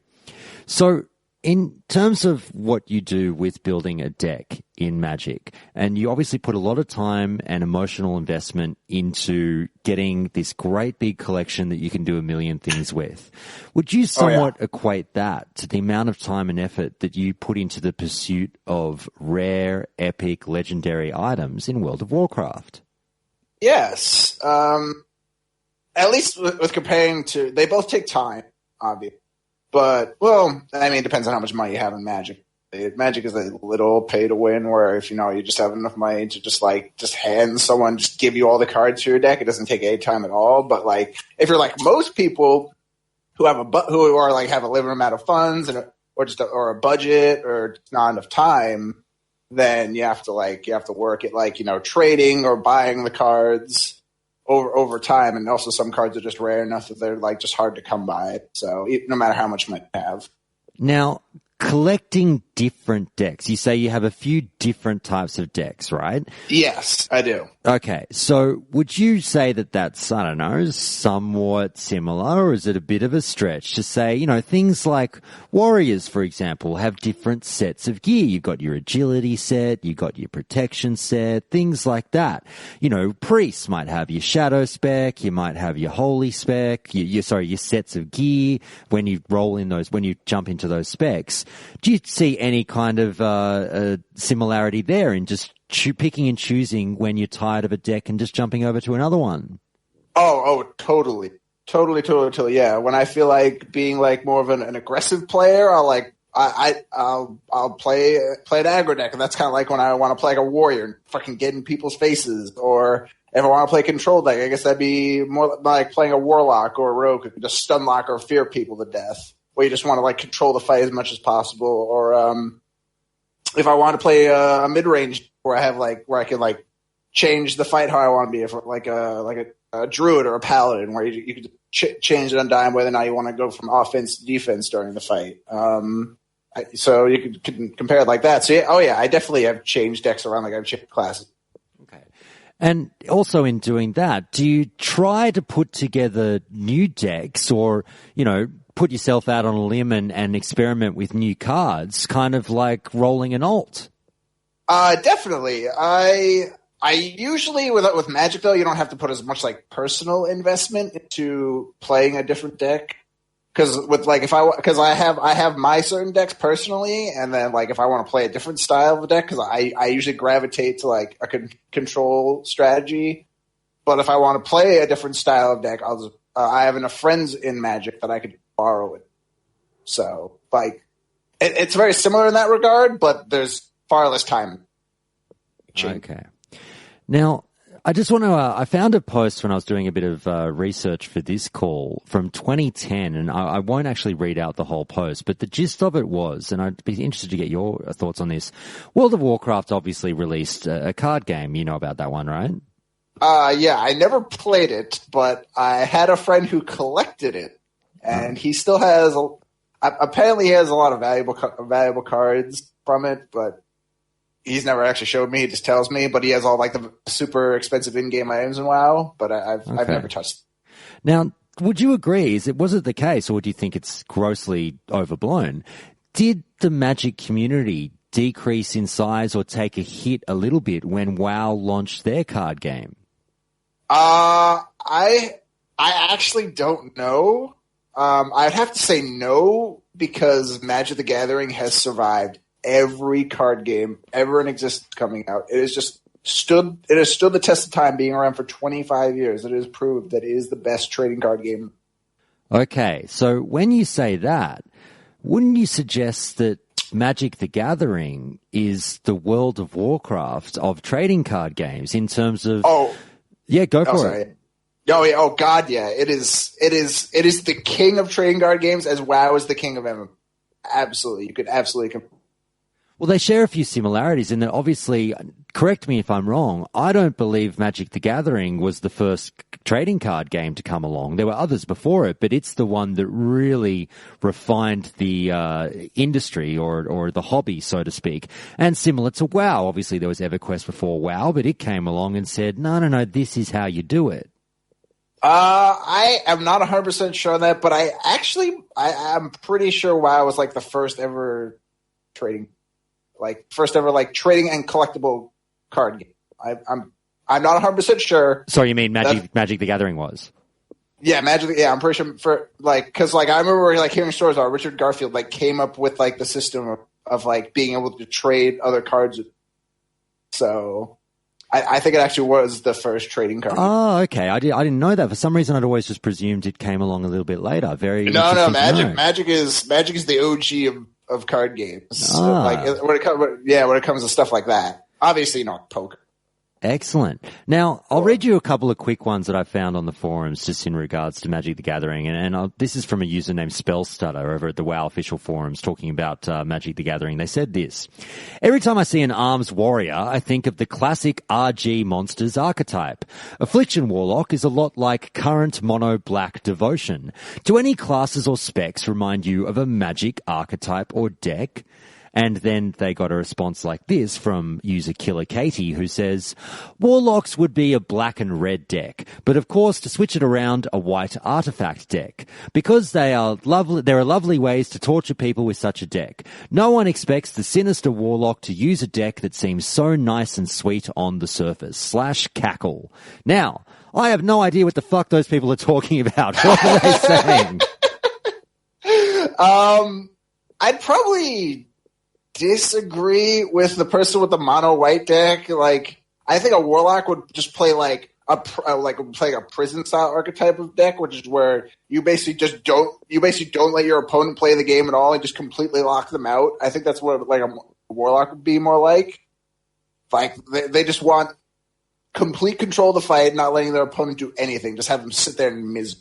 I think it would be more of a warlock, which is just no real specific color. It's playing certain cards, really. But I mean, the red green monsters to arms warriors and the mono black, I kind of get the comparisons to. Obviously, I know you have no clue what it is, but I would say the first person I would say is somewhat right in their comparisons. So. It's great because I'm as much as I'm having a good time, but I'm picturing about 10 listeners right now just with the raging what the fuck? Yeah, well, I've got 10 listeners with raging mental erections right now going, this is the fucking greatest podcast of all time. And then I've got 1,000 other listeners going, what the fuck are these guys talking about? Yeah, man. But that's all right. We like to mix it up here on Countdown to Classic. So I'd ask you, do you, outside of Warlock and Rogue, as you mentioned, they might be control decks, do you have any other classes or specs that remind you of a Magic archetype or deck? Oh God. Let's see. I'd probably have to put like I remember when I was when I played Magic real casual. I used to have a life gain. Like every first newbie Magic player used to have a life gain deck when they thought life gain was good, which you could probably compare to like a paladin or a priest, where all you're trying to do is just like gain life, try to stay alive, which would be a mono white, and which you can basically just compare that to any healing class. Oh God. There's one that's like mono green Stompy, which is playing like super aggressively. You could just compare that to basically any melee class that's just trying to kill you very quickly. Compare the what's called Burn, which is the mono red deck, which is like the penultimate, just like trying to end the game as quickly as possible. So it's like any Magic player know what a Burn deck is. Like or at least any like super not casual Magic player will know what a Burn deck is, and you could probably compare that to like a Mage, which is like giant. Basically, just imagine them taking giant pyroblasts to the face every turn. Basically, that's a Burn deck. Okie dokie. Now, just a couple of listener questions for you, and this comes from Countdown to Classic Discord member. This is 2 questions from member Boom Kingley, who says the following: if you had to pick one Magic the Gathering card to become a World of Warcraft boss, which would it be? Ooh, that. I'm glad I came this blind. So, God, let's see.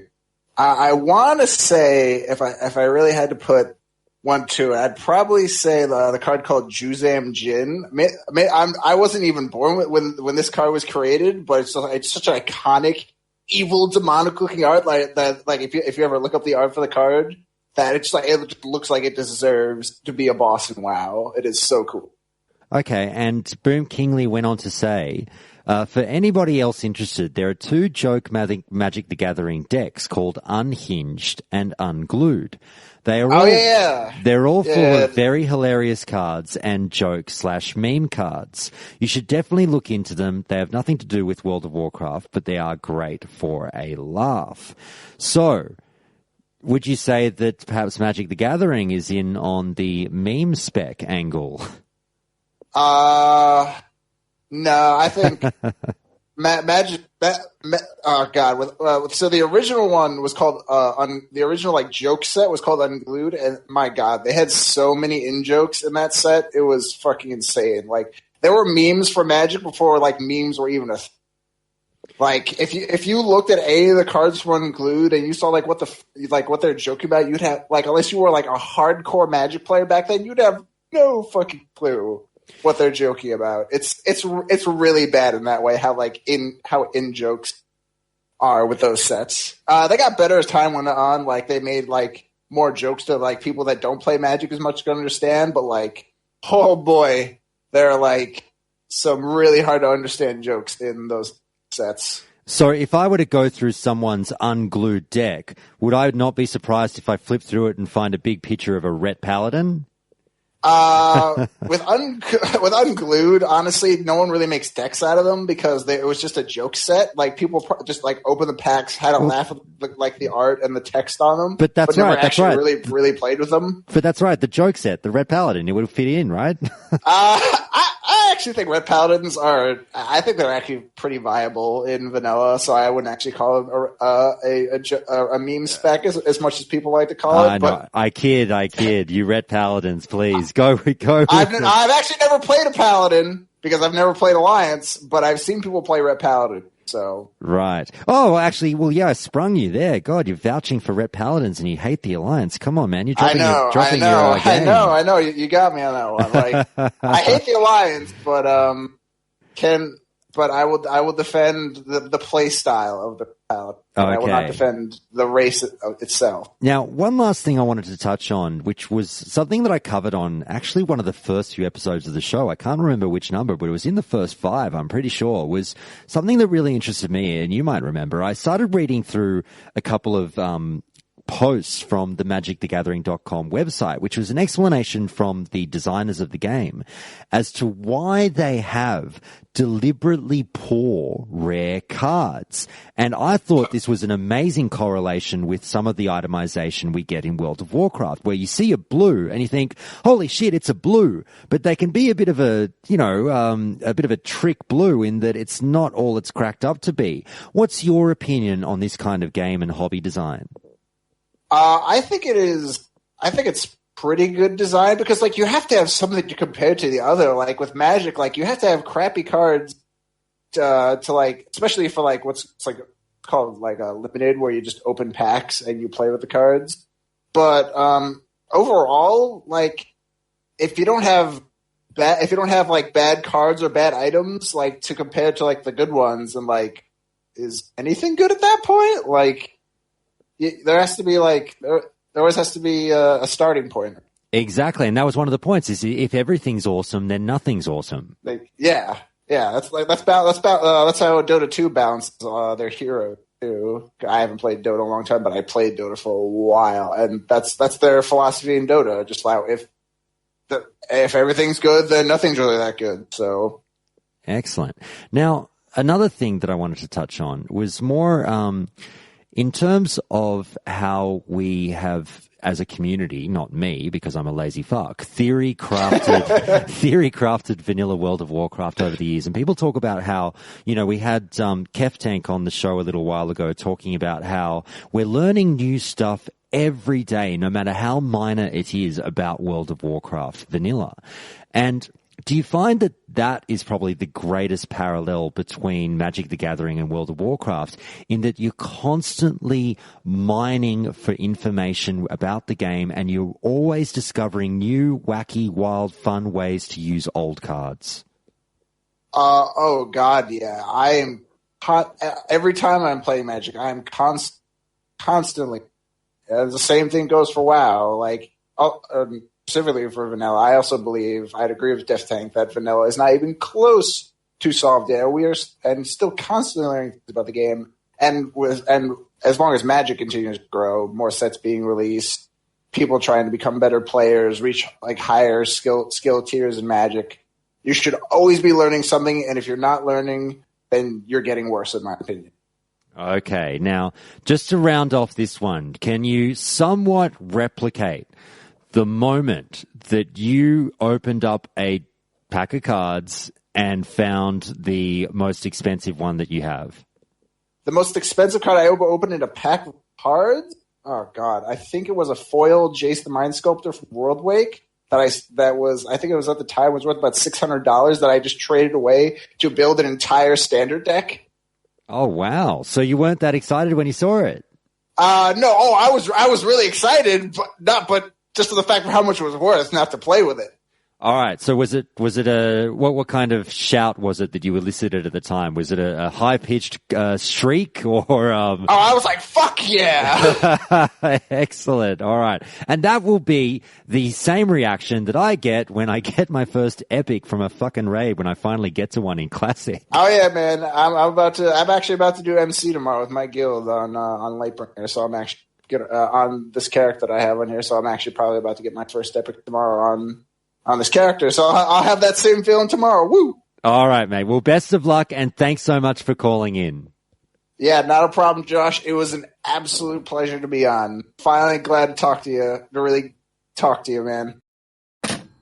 And that's Calling Countdown for today. And with that done, it's time to read out more listener submissions with a few fun emails and messages that these listeners have been waiting very patiently for me to get to on the show in today's Memory Lane.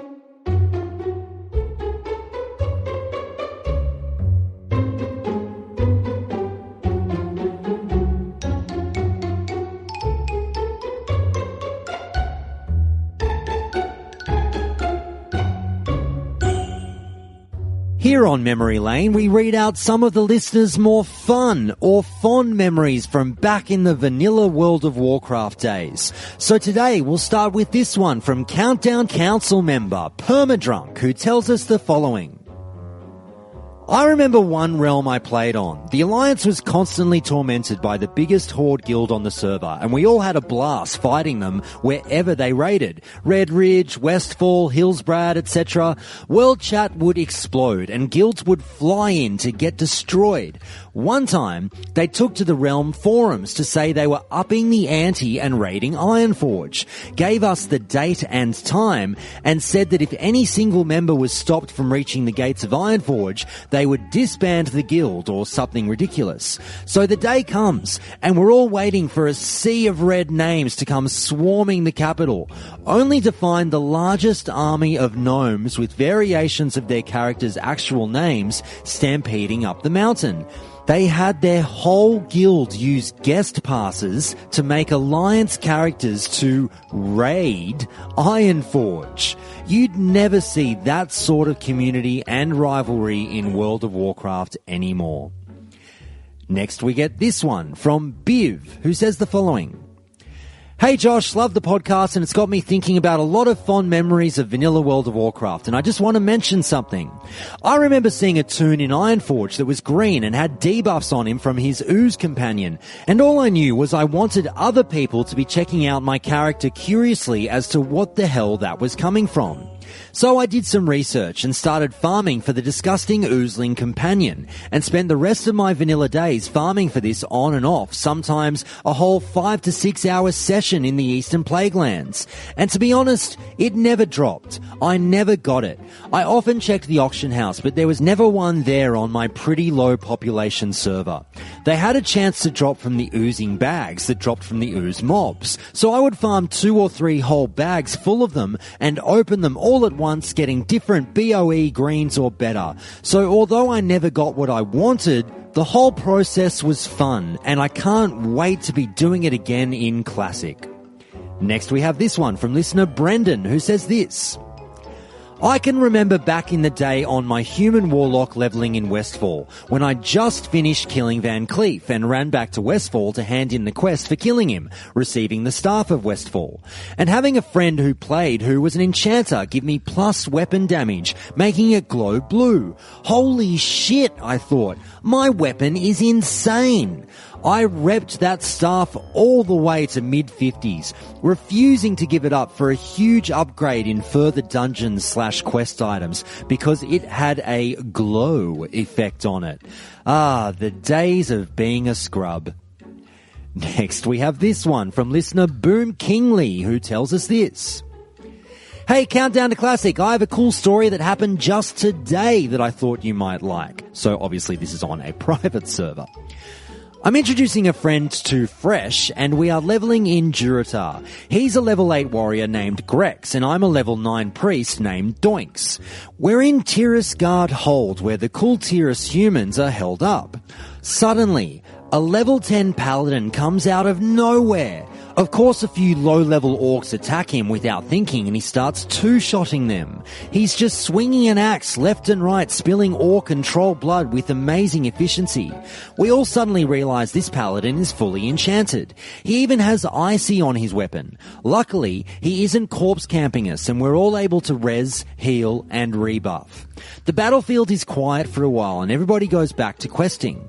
Pally Boy runs back through the spawn, and suddenly the spirit of our orc forefathers comes out, and every orc and troll as far as the eye can see stops what they're doing to attack the human invader.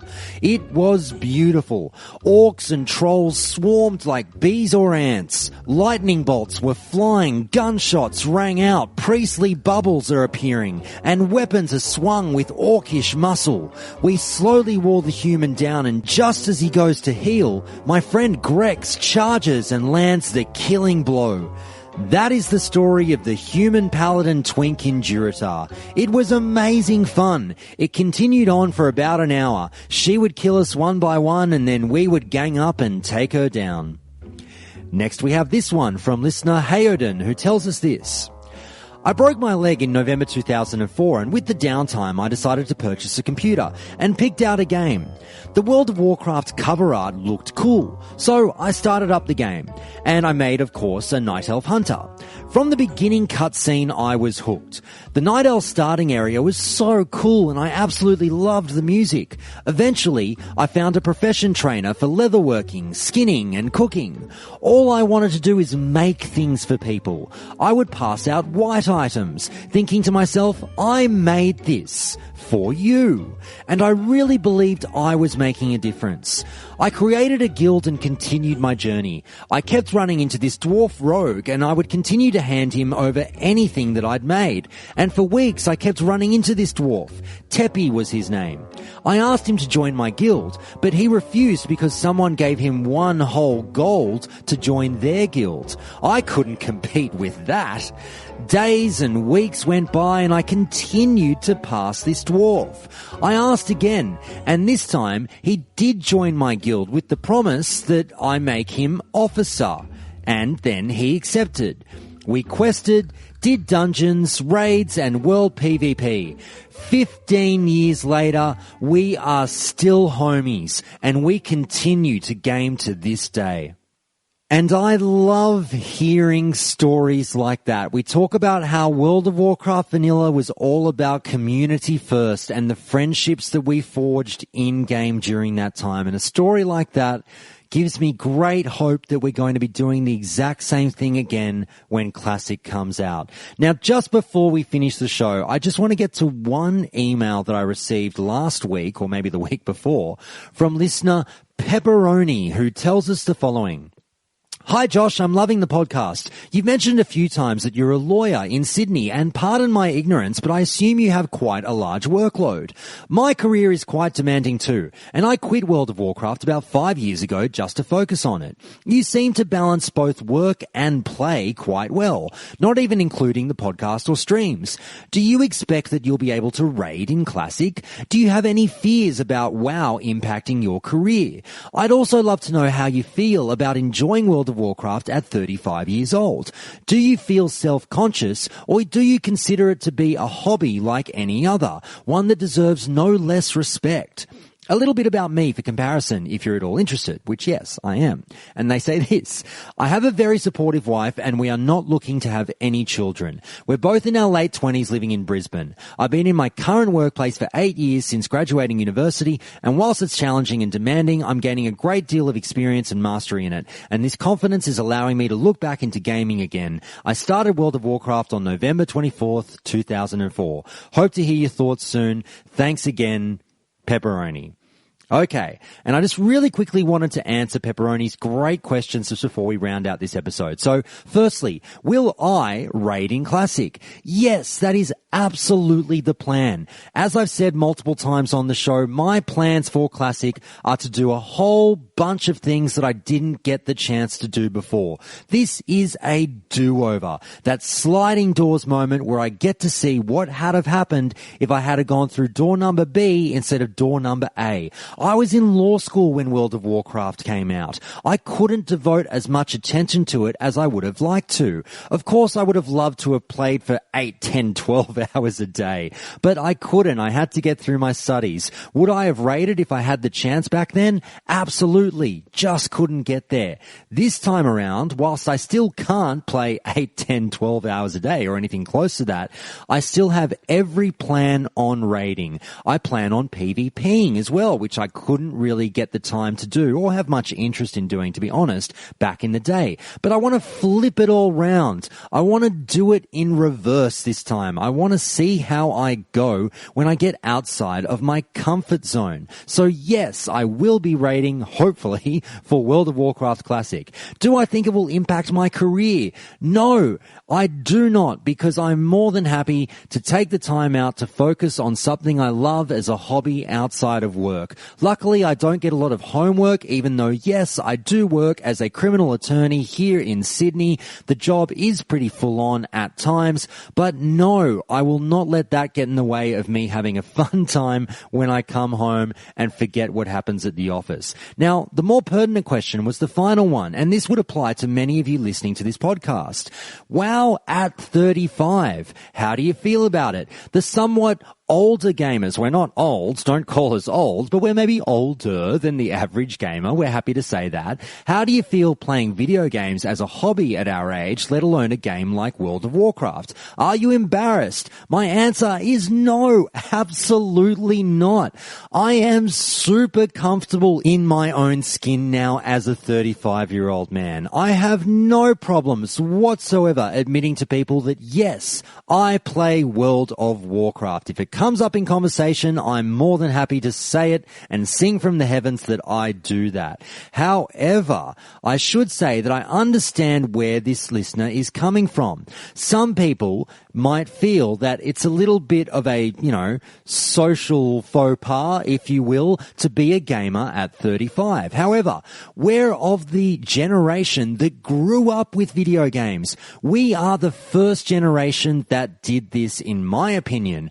I first held a controller when I was, what would I have been, 6 years old when I first got a NES controller in my hot little hands, and I loved it. I've grown up with gaming. The generation before us would not have had that chance. Yes, there was arcade games and things like that, but I'm talking about games at home, console gaming and PC gaming and things like that. I love pursuing that hobby. I'll do it till I die. I am not ashamed of doing it at 35. I won't be ashamed of doing it at 50, and so on and so forth. It is an amazing interest that I will always implore people to chase up if they haven't already, because it's such a good escape from real life. So I hope that answers your questions real quick there. I'd love to go into that a bit in more detail later down the track, but just for now, Pepperoni, I hope you're satisfied with those answers, just to give you a bit more of insight into me, what I'm going to be doing for Classic, and also how I feel about, obviously, I think a lot of Classic fans will be a little bit older. Granted, I know there's a lot of people in their early 20s who are really looking forward to Classic, and that's great, but I think a vast majority seem to be about 27, 28 years old plus, and a lot of us are in our mid-30s as well. So I can't wait. It'll be great chatting to people who are a similar age to me when I get into Classic. We share relatively similar interests, similar tastes in music, movies, things like that, general pop culture. I can't wait to basically meet you all and chat to you all in-game. It's going to be fantastic. But for now, that's today's show, everyone. But just before you go, I just want to shout out to the following people who've taken the time to email me, say hi, or just show a little bit of love to Countdown to Classic recently. And those people are Brian S., Elrim, Andrew, Brainsaws, Michael L., Jeff, Bob, Scrooby, Josh N., Justin, Igor, and Jonathan. Thank you so much for reaching out, and I really do appreciate it. Also, shout out to the members of the Countdown Council, whom I call every week for input on where the show should head in the week to come. So shout out to Borzen, Raidmar, Camp Sowen, Palfurus, Permadrunk, Rarebit, Seven Winters, Tsunami, The Anton, Wilson Ma, and Valaco. Thank you so much for your phenomenal support of the show. Countdown to Classic would not be the same without your support. And also, a big thank you to supporters Hurlbert, Goodkisser, Myrtlebanks, and Purgatos81 as always. Anyway, thanks for listening, everyone. I shall see you again on Friday for another interview all about Holy Priest to round out interview week. And we'll also have another couple of great shorter calls on changes and also part 2 of Azeroth love stories. And I look forward to seeing you all then. Have a great day.